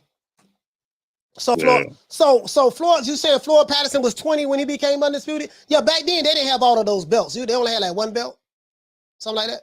Mm-hmm. 1 or 2 belts. They only had 1 or 2 belts. Yeah. They only had like one belt. So you win one belt, you undisputed. Right. Yeah, he's saying in the 4-belt era. Well, yeah, you know what? In the 4-belt era. In the 4-belt, I don't know. In the 4-belt era, yeah, he will be. Devin Haney would be. In the 4-belt era, Devin Haney will be the youngest. He will be the youngest undisputed champion in the 4-belt era. Well, that'll be good for him. That'll be good, man. I hope the fight happens. You know what? The best fight to happen. You know what, Troy? Like, bro, that'll be historic within itself. Like, if he can pull that off, shit, like, bro, he can, bro. If he can pull it off, like the cards are stacked against him because he got to go to Australia. So you're gonna deal with the Australian judges. He gonna have to watch what he eat, what he drink. You know, he gonna have to, man, god damn. You know what I mean? If he can pull it off, though, Con Salary, he say Floyd Patterson was 21. Yeah, but what I meant the preface, my brother, is in the 4-belt era. In the 4-belt era, Devin Haney, if he can pull it off, he would be the youngest undisputed champion. You know, because they had Coach, less belts. Whoever wins makes history. Huh? Yeah, you know. No. You know what I'm saying is, if Kambosos takes the fight with Haney, whoever wins that fight makes history because Devin Haney becomes the youngest undisputed champion. Period. Right. Kambosos becomes the only undisputed champion for Australia. Yeah, for Australia. Yeah, the only. Well, he'll be the only in the first. It'll be historic. Yeah, it'll be historic for both. It'll be historic for both. You're right. That's right. I don't understand why they can't. I gotta go rest. Get some rest. Go ahead, Troy. Get some rest, man. Shout out to Troy, man. Hey, the key to, yeah, you're right about that. Mike was undisputed at 21, but what I meant to say, my brother, was in the 4-belt era. In the 4-belt era, you know, he will be the youngest. He would be the youngest because we know how, you know, B-Hop was, I forgot exactly how old B-Hop was when he won, to be honest with you. When he became undisputed in like 2004, something like that. Somewhere up in the 2004. So yeah, Devin Haney would be, I think he would be the youngest in the 4-belt era. You know what I mean? But then Troy just said some real shit. Whoever win this fight, well, Kambosos is already saying he's already undisputed. So I don't know if this will be it will be historic for him from a historic standpoint, meaning being universally recognized as the undisputed champion in the 135-pound division. The Kiji, you're being universally recognized. So that'll be historic within itself. And the first one from Australia to do it. He's an Aussie. You see what I'm saying? So that'll be historic. Devin Haney, that'll be historic for him. He'll be the youngest. You know what I mean? And then he's going to be the youngest fighter. He's an African American, 24 years old. You know that's how they're going to put it. The first African American, the youngest first African American to become undisputed in the 4-belt era. And then not Lomachenko, but the way they're going to spin it. I'm pretty sure they're going to spin it this way. And then with what the dude named George Kambosos, he's the first Australian universally known undisputed champion. He's the first in Aussie history to be able to do it. It's going to be an historic fight for either way. And I just want to see that fight. I want to see that fight. But I'm gonna tell you something, bro. When you go into another person's country, you gotta watch everything, dog. Like, you gotta watch everything, man. You gotta watch everything. Listen, I'm gonna tell you why, because I heard was it Tyson Fury? I heard Tyson Fury said when he went to Germany to fight Vladimir Klitschko, he didn't want to drink no water. He brought his own water. He didn't want to eat any food anywhere near or around where the fight was going to happen at. He was that paranoid. He thought that they was going to try to put some in his water or his food or anything. You know, that's what he said. And I even heard Terrence Crawford say that. Terrence Crawford said that when he was interviewed by I forgot who he was being interviewed by. Was it Radio Raheem? I forgot who it was. He talked about when he fought Ricky Burns, he had to watch. He was scared to drink water, scared to eat food. He talked about that. Terrence Crawford talked about that as well. He said, hasn't Loma got permission to fight Kambosos next in Australia? I mean, bro, see, this is what I'm saying, bro. Like, none of these reports have been confirmed by anybody. It's just reports out there. Like, this is where this shit came from. I'm going to tell you right now, my brother. This was on the boxing scene. Hold on. Hold on, Nikiti. Hold up, brother. Hold up, bro. Hold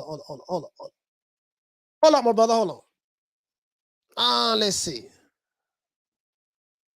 Hold on, my brother. I got it right here. I just pulled it up. Hold on, I just pulled it up. Let's see. Hold on, guys. Let's see. Hold on, guys. I got it right here. Hold on. Let me look at it. And see. Hold on. Let's see. Apparently,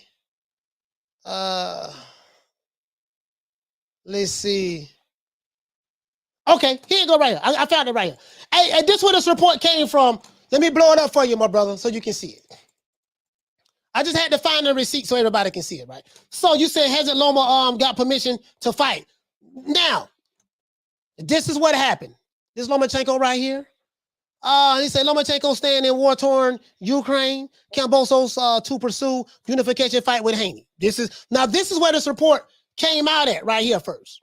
That Lomachenko received permission to leave, and then some other channels jumped out the window with it and said Lomachenko is a coward, he's leaving this country, and all of that stuff. That they jumped out the window with it, right?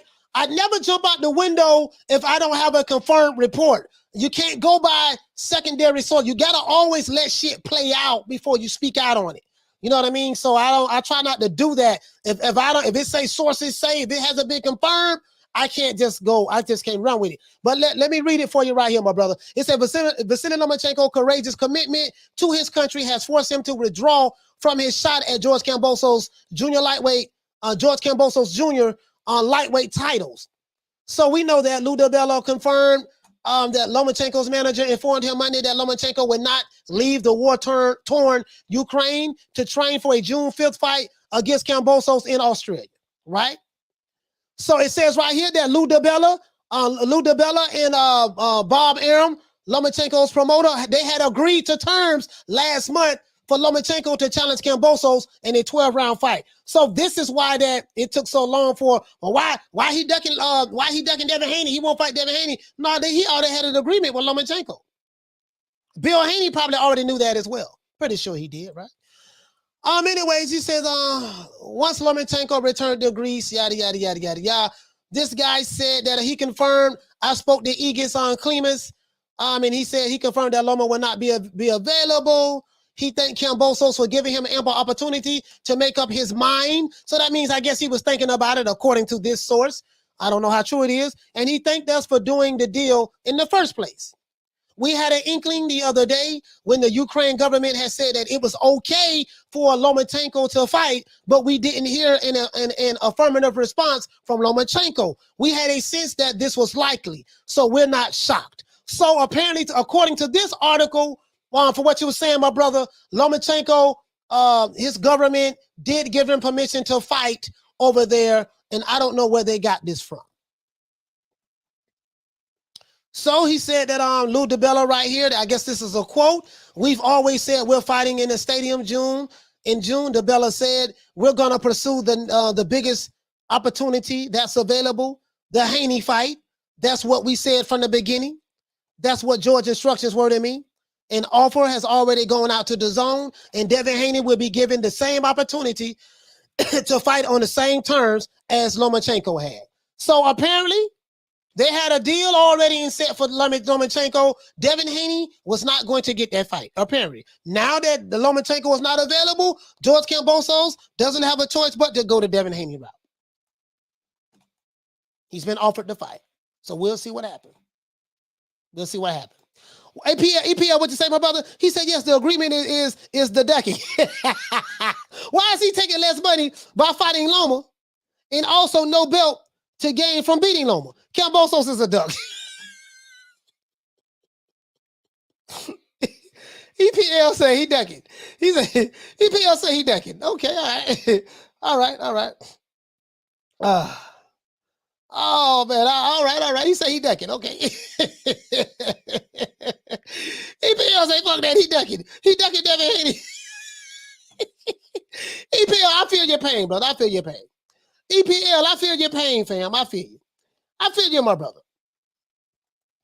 Get the smoke. What you say, fam? He say, sound like somebody on Team Loma petitioned for something that Loma turned down. Now explain the franchise. Oh, you know what? Smoke, you might be, I don't know. I don't know what happened with that, Smoke. Smoke, I don't know what happened with that. I don't know what happened with that, bro. Like, you know, you might be on to something. There might be somebody petition. You know what I mean? Because, you know, from a PR standpoint, it would have looked fucked up. You leaving a war-torn country. But I'm not going to say the channel's name. It was a couple of channels. They jumped out the window with this and with the bashing Lomachenko, but they jumped out the window from unconfirmed sources. Apparently, from what we're seeing, Smoke, there was an opportunity for Lomachenko to leave based on what his government allowed him to do. If this is true, I have to say if, Smoke, because we were not there. We were not there, but if this is true, you know, some people jumped out the window thinking that Lomachenko was going to leave. He turned it down. So he did the, you know, he did the right thing, in my opinion. You know what I mean? So it is what it is. Haplo, what you say? He said, I thought they approved Loma to go train to fight in the UK. I just read it to you, my brother. I just read it to you. They did approve him, but it was up to Lomachenko to accept it. Some people jumped out the window as though Lomachenko accepted it and he was on his way back to the US, or he was on his way to Australia to fight. That was to the channels who jumped out the window on that. They was wrong. That was not true. They was wrong. That was not true. You see what I'm saying? Nikiji, what you say, fam? He say Trevor Bryan making more money against Dubois than Spencer's getting against Ugas. I don't know about that now. I don't know what they're making. I don't know what they're making. Trevor Bryan is, you know what I'm saying, Nikiji? Like Trevor Bryan making about $50,000 a fight, $25,000. He ain't making no hell of a money. So, you know, I don't think Trevor Bryan even touched $1 million yet fucking with Don King. You know, Don King is his promoter now. You got to take that into consideration too, my brother. Caller, what's your name? Where you calling from? What's up, Coach? It's Electro Jet. Electro Jet, talk to me, fam. Okay, here's the deal. Okay, hear me out on this. All right, before you jump. No, just get to it. Get to it. You got 2 minutes. Get to it. Okay, is it possible that Lomachenko could have possibly started the war in the Ukraine to avoid fighting Devin Haney? No, I mean, you know, shit. Let some people tell it, man. That's the narrative they running with. So, you know, just I know you're being facetious, but you know. I know. Yeah. I just get tired of all the ducking talk, man. It really bothers me. But it is what it is. They're going to continue because they have a narrative to compete with. So it is what it is. Yeah. So I have to make light of it. Yeah, for sure. Anyway, God bless you, Coach. I just came in to do a little brief. It's not right if I don't call it at least once. All right. Listen, man. Shout out to Electro J, man. Shout out to Electro J. Nikiji, what you say, fam? Trevor Bryan making $1.7 million against Dubois. Spencer's making 1.5 guaranteed. Oh, you know, I don't know what they're making. I don't know what they're making, my brother. But shit, if Trevor, hey, where you got that from? Where you got that from, my brother? Where you got that from? Do you have anything, any receipts where you can show me? I like to see the receipts. I like to see the receipts, my brother. Show me, just see me some receipts, so I, because I don't like to take stuff and run with it unless I know that there's some kind of documentation with it. You know what I mean? Lisa, what you say? What you say, sis? She said the Camboso storyline changes every day. Man, this shit right here. Man, I don't know. Oh, you said you heard it from boxing scene? Man, the boxing scene. Bro, let me tell you something, man. I don't know, man. I don't know who run the boxing scene, Nikiji. But listen, you got to take it tongue-in-cheek when you're dealing with the boxing scene. Anything you read on the boxing scene, don't just take that and run with it as law. Don't take that and run with it as law, bro. Like the boxing scene, you get what I'm saying, my brother? Nikiji, yeah, I got what you're saying, my brother. It's on that. No, I believe you. I believe it's on there. I believe it's on there, my brother. I do believe you, but I'm just saying, like, I try to, okay, like, my thing is this here. It's on the boxing scene. Okay, where did the boxing scene get it from? Where did you get that from? You know what I'm saying? Did they talk to Don King, or did they speak to Frank Warren? Because Frank Warren is Dubois is a Frank Warren fighter, right? Did they talk, like, where did they get that from? Because from what I'm hearing, it's going to a purse bid. Now, if it's going to a purse bid, I don't know what the purse bid is going to start out at, Nikiji. Well, I wonder what that purse bid start out. I don't know what it'll start out at. But if it, we won't know until they actually have a purse bid. I think it's going to a purse bid, to be honest with you, my brother. I think it's going to what you say, Nikiji, you say it's official. It's official purse bid. Okay, cool. All right, cool. Good looking out. Hey, thank you for letting me know that, bro. Thank you for letting me know that. Okay, cool. So shit. Nigga, Trevor Bryan. So my dog, Trevor. Okay, shit. Hey, Nikiji. Hey, good looking out for that, fam. Listen, hold on.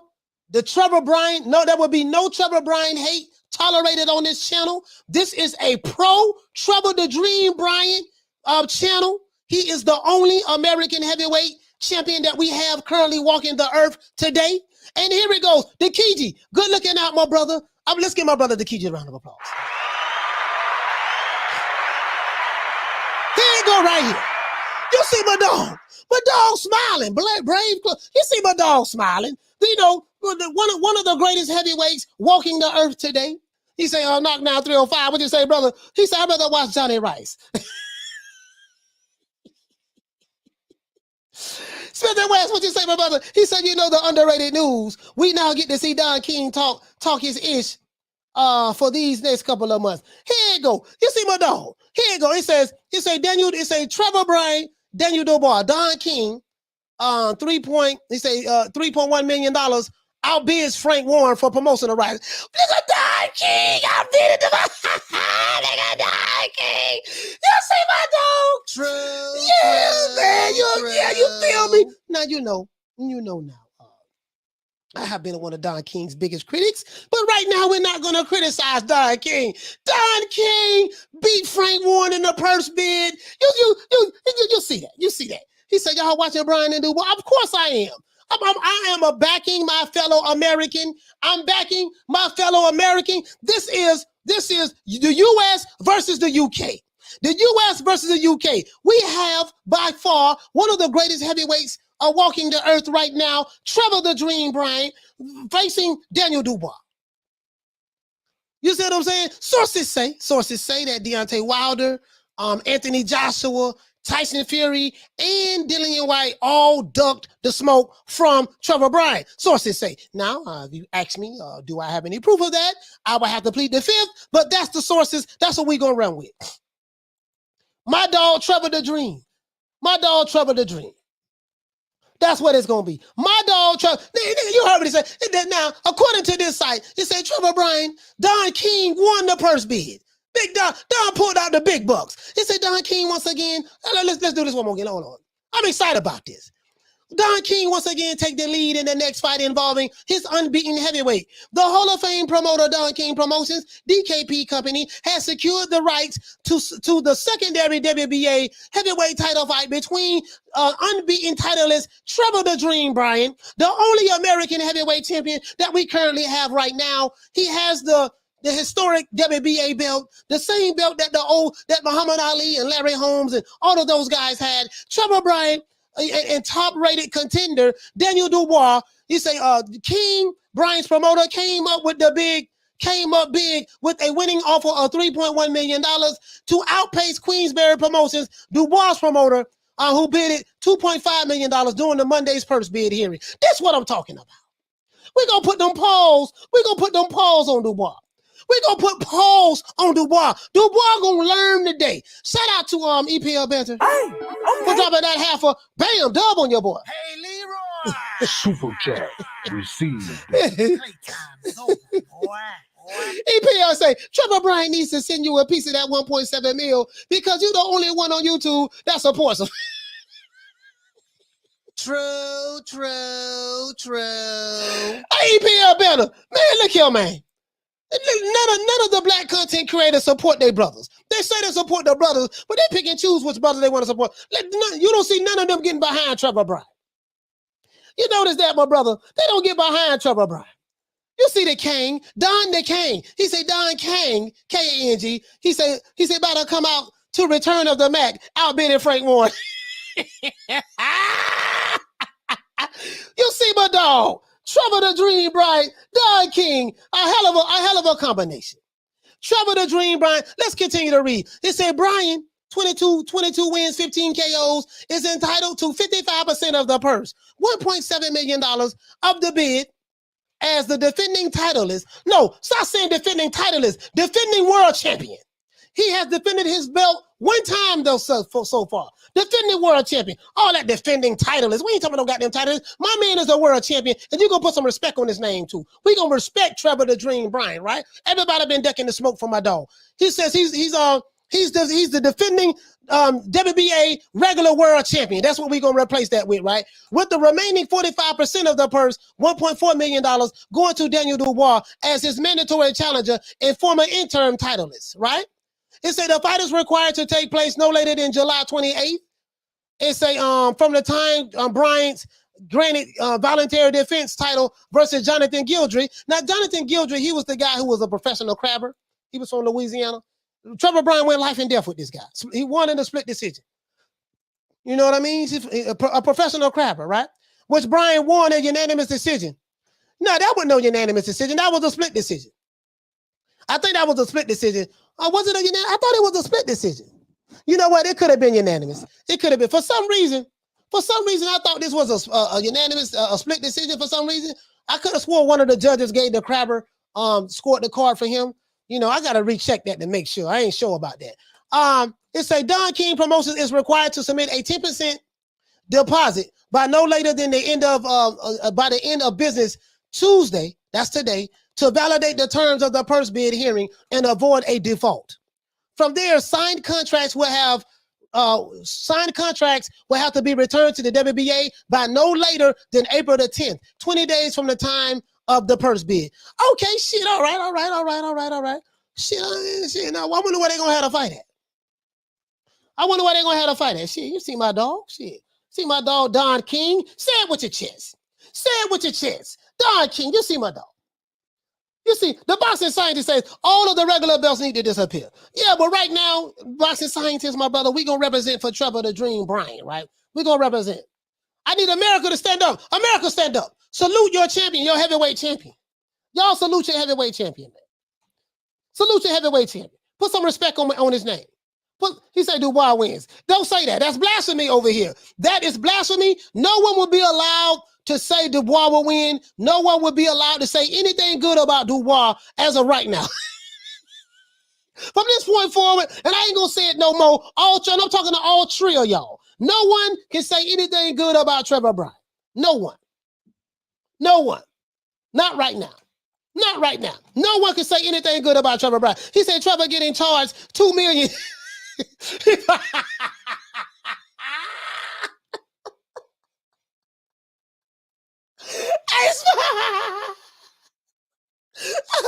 True. Hey, Smoke, you ain't lying, dog. Smoke, you ain't lying. He got one of them Don King contracts. He getting paid $1.7 million. He gonna end up owing Don $300,000.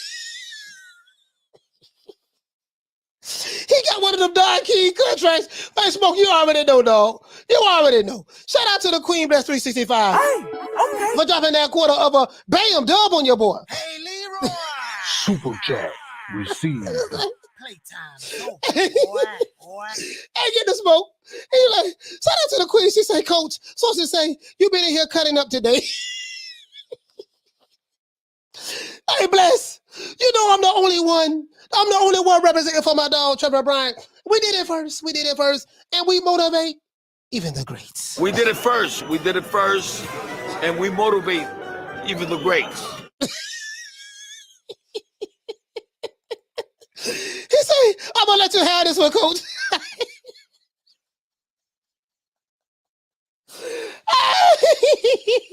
Hey, boy, you know what? I'm the only dude laughing. I'm the only dude representing for Trevor Bryan, man. Hey, hold on, guys. Let me show y'all something. I've been trying to get him on the show, dog. The man been ducking, bro, like, you know, I'm trying to be pro Trevor Bryan. I'm trying to be pro Trevor. I want to show y'all some real shit. I'm dead ass serious, dog. I'm dead ass. Like they say in New York, I'm dead ass right now. I'm finna show y'all something. Hold on, where's Trevor Bryan? Shit. Trevor Bryan, let's see, Trevor Bryan. Let me pull him up. Dog, I don't reach out to him. Like, I don't understand why Trev won't hit me up. Why he won't come on the show? That's Johnny Rice. Let's see. Where Trevor Bryan at? Here you go, Trevor the Dream. Come on, I want to show y'all something, dog. This shit pissing me off now. I'm breaking my neck every day, putting out good content, representing for my dog, Trevor Bryan. And let me show y'all how long I've been reaching out to him. Let me show y'all School on X-Man. This real shit. I'm finna show y'all how long I've been reaching out to Trevor Bryan. I'm finna show you right now. Hold on. Hey, Smoke. The man, I've been sending this man all kind of messages. He don't even want to reply back. Shit, Johnny Rice replied back and came on the show. Hold on, man. Hold on. This shit kind of pissing me off. I'm gonna have to start talking shit about Trevor Bryan in a minute. Hold on. Let's get right here. Hold on, guys. Let's look at this shit right here. Now, let me show you how long I say this July the 4th, 2021. Do you guys see the date? July the 4th, 2021. Check this out. I say, peace, my brother. I came at him in the name of peace. I say, peace, my brother. My name is Coach Malachi Williams, and I have a podcast on YouTube called New Media Today USA Boxing. Now, this was July last year. This was before we had 10,000 subs. I would love to get you on the show and interview you in front of my audience about you being currently the only American heavyweight champion of the world, right? I said I would also like to talk to you about your journey through the sport of boxing and about some of the politics that goes on in boxing that boxing fans may not know, right? Kind of messing up right here. He said, and this is what I said right here. Hold on, I want you guys to see this. So I want you to see right. I said, I promote you on my show all the time. Here's my channel link. Now I reached out to Trevor Bryan. He said, Coach Malachi, go get Trevor Bryan killed by Dubois. Listen, I reached out to Trevor Bryan. Hey, man, shout out to Mr. Boxing Moves. The stickiest of the icky. You want to smoke with the old boy Rick James? Hey, okay. Put up in that $2 bam super chat on your boy. Hey, Leroy. Super chat received. Playtime is over, boy. I wrote him a nice love letter. He said, Trevor to be paid out in Chick-fil-A gift card. I'm just saying though. I'm listening. You feel me? Like I just thought about it. Like, dog, this was last year. Liam, what he say? He said, "Dang, Coach, no response since July. He ain't coming. He ain't coming on dead ass, bro." I'm just saying. Let's go here. Let's continue. So I realized that he didn't come on. I said, "This nigga ain't came on the show yet. Let me reach back out to him." So I reached back out to him again right here, November the 2nd, 2021. I reached out to him November the 2nd, 2021. I said, "What's good, champ?" He said, I would love to interview you on my podcast. I know that you're training right now. Do you have any availability from a day and time standpoint? So I reached out to him again in November. Now this one he was getting ready for the crabber, the professional crabber from I think the guy's name was Gildry. He was getting ready for the professional crabber from Louisiana. So I knew he was training, getting ready for that fight, right? So I reached out to him again, yet no response. And then I reached out to him again in January. I say, I've noticed that no one ever talks about you in boxing, champ, on social media except for me.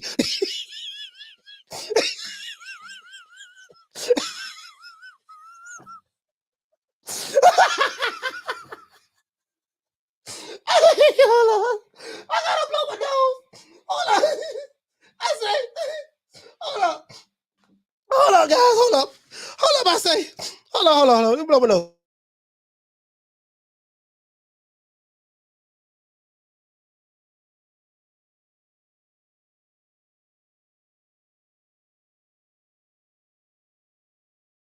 My nose running, guys. My nose running. So I'm letting them know. I'm letting them know. Big Ron say, it takes a while for Brian to rather say text, I guess. I'm just saying though, dog. Listen, ain't nobody talking about this dude but me. Listen, I don't have Sugar Hill Stewart on this show.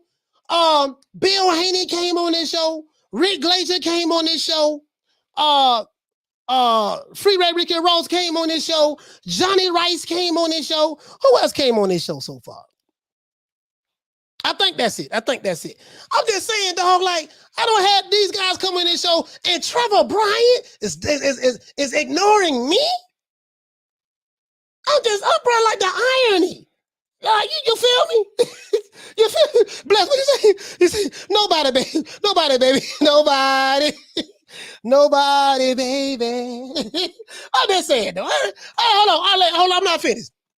I've noticed that no one ever talks about you in boxing, champ, on social media except for me. I want to invite you to my podcast to talk about your recent victory over the Crabber and your goals in the heavyweight division. I said, let me know if you're interested, champ. My name is Coach Malachi Williams. This is the third time I reached out to this dude. I got the receipts. I just showed it to you. I reached out to this dude 3 times. No response.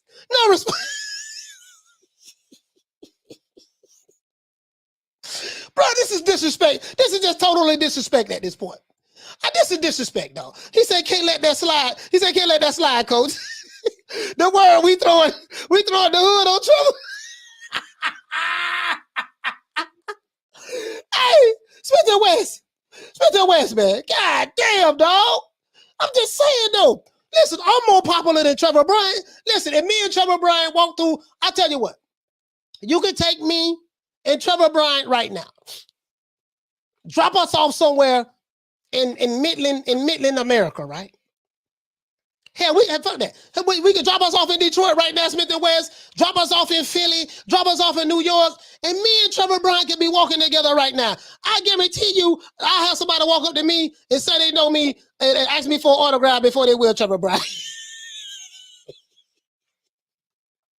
Trev, I'm just saying, dog. I'm doing you a favor. I'm trying to help you out. I'm looking out for you. I ain't gotta be reaching out to you. I'm looking out. I'm doing you a favor. Come on, man. God damn, man. God damn, Trev. Like, don't nobody know who you. As a matter of fact, let's do this. Let's do this. Shit, you feel me? Like shit, I'm like, now I'm reaching out to you and shit. I'm trying to help you out. Shit, don't nobody know who you is. What are you doing? What are you doing? Oh, you see Trevor Bryant? Oh, listen, you see Trevor Bryant right here. He boxing. He putting the jab right there. He got Daniel Dubois face right there. You know, he putting the jab. He say time is ticking. That's what he said. He talking about Daniel Dubois. Time is ticking. You see the champ. What else the champ doing? What are you talking about, Usyk? What else the champ doing? Let's see what else the champ doing. You see the champ with the red bottoms? You see the champ with the red bottoms? The champ. The crowd is going wild. You see the champ right here? Champ got his goons on deck. He got the goons on deck. He got his homeboys right there. You see the champ? Right there. I'm just saying. You know what I mean? Like, at this point, I think it's become disrespectful at this point.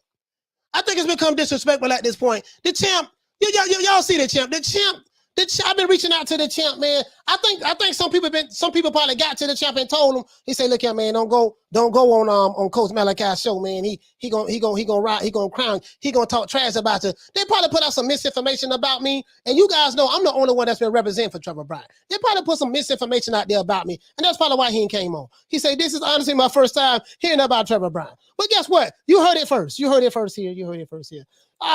Bless, 7 figures got him acting brand new. gonna have 7 figures with Don King finish with him. Hey, Smoke hit the nail right on the head. He $2 million in debt already. Look, baby boy, you owe me $2 million. You're gonna get paid 1.7 mil for the fight. So, but so that's gonna cover the $2 million that you already owe me. So that's gonna cover that. So now that $2 million debt that you owe me, you know what I mean? Because I had to charge you $500,000. I had to charge you $50,000 a piece for towels, and I had to add up all of those expenses for towels. Same shit he would charge Mike Tyson, $50,000 for towels. Finding all kind of ways to get money out of you. You know what I mean? So yeah, shit. By the time his purse come out, he gonna be in the negative 300,000. Hey, Castano, what you say, man? He said, King. He said, Malachi is not your guy. To Brian, hey, look here, man. I got him, man. Listen, man, bro. Listen, like.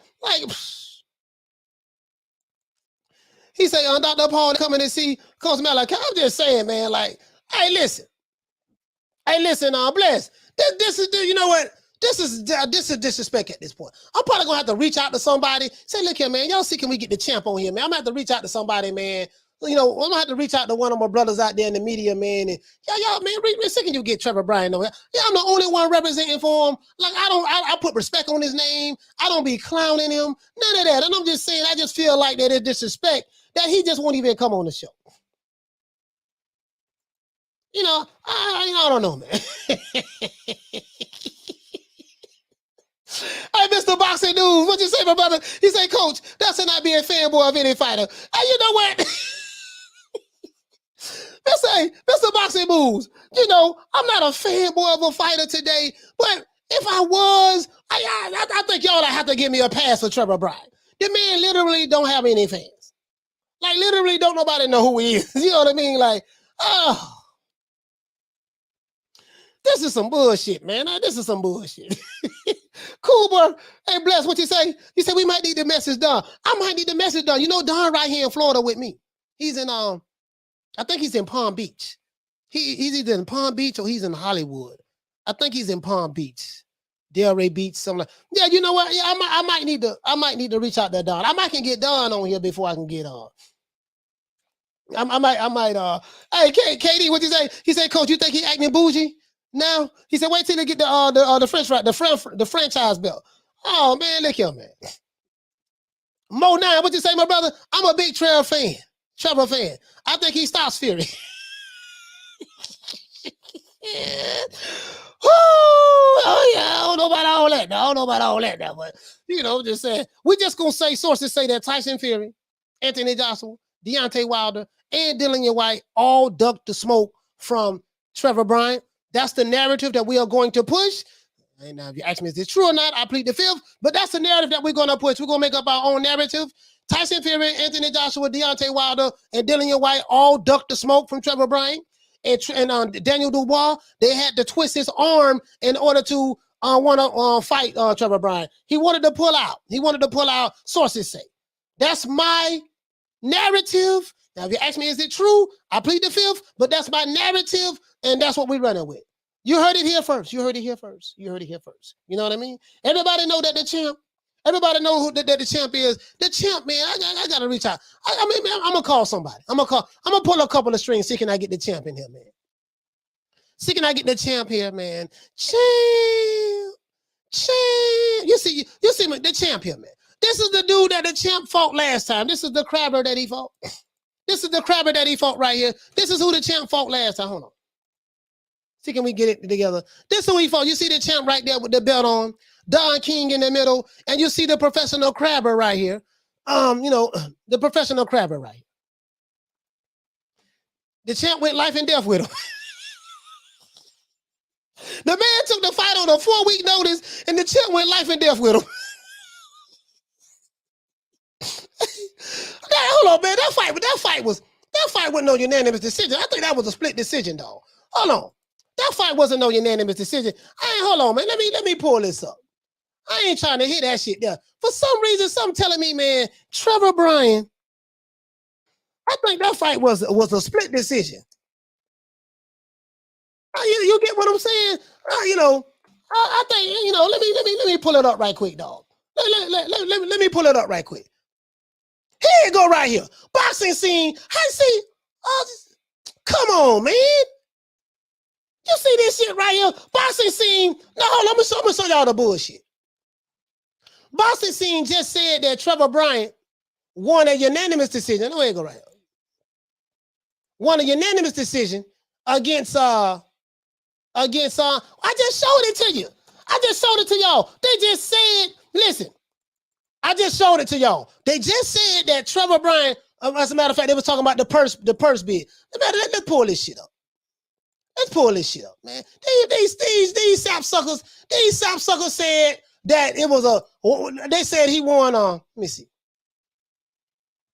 I'm gonna show y'all. See, that's why I said you can't be trusting these motherfuckers here, man. They be saying some crazy shit. Let me see.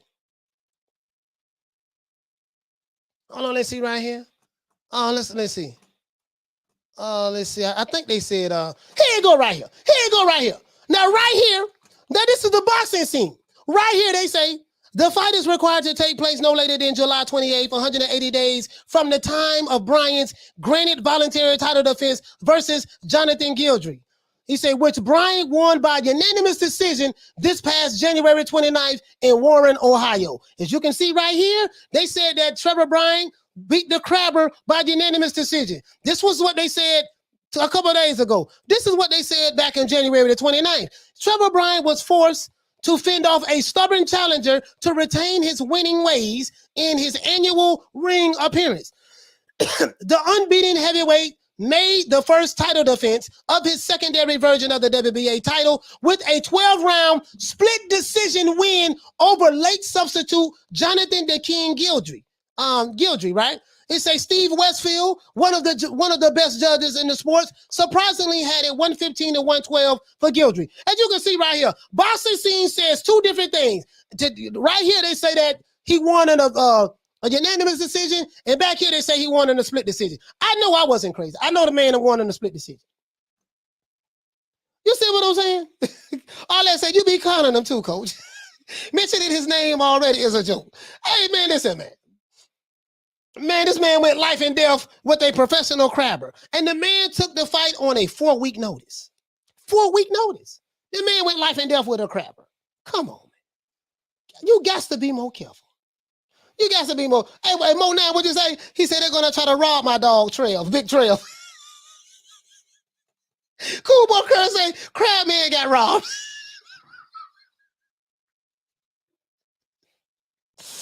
Hey, he fought a dude who had crabs. He fought a dude who had crabs. Listen, the dude was putting them paws on Trevor Bryant too, man. The man went life and death. The man went life and death with a crabber, man. He took the fight on a 4-week notice. Just suppose if he had a full training camp. If he would have had a full training camp, this shit would have. Hey, this shit right here, man. God damn. And he was 5'11". Man, come on, man. Oh, my dog, man. Oh, boy. I just saying, dog. Like this shit right here, man. God damn, dog. This don't make no damn sense. Man, let's give everybody a round of applause, man.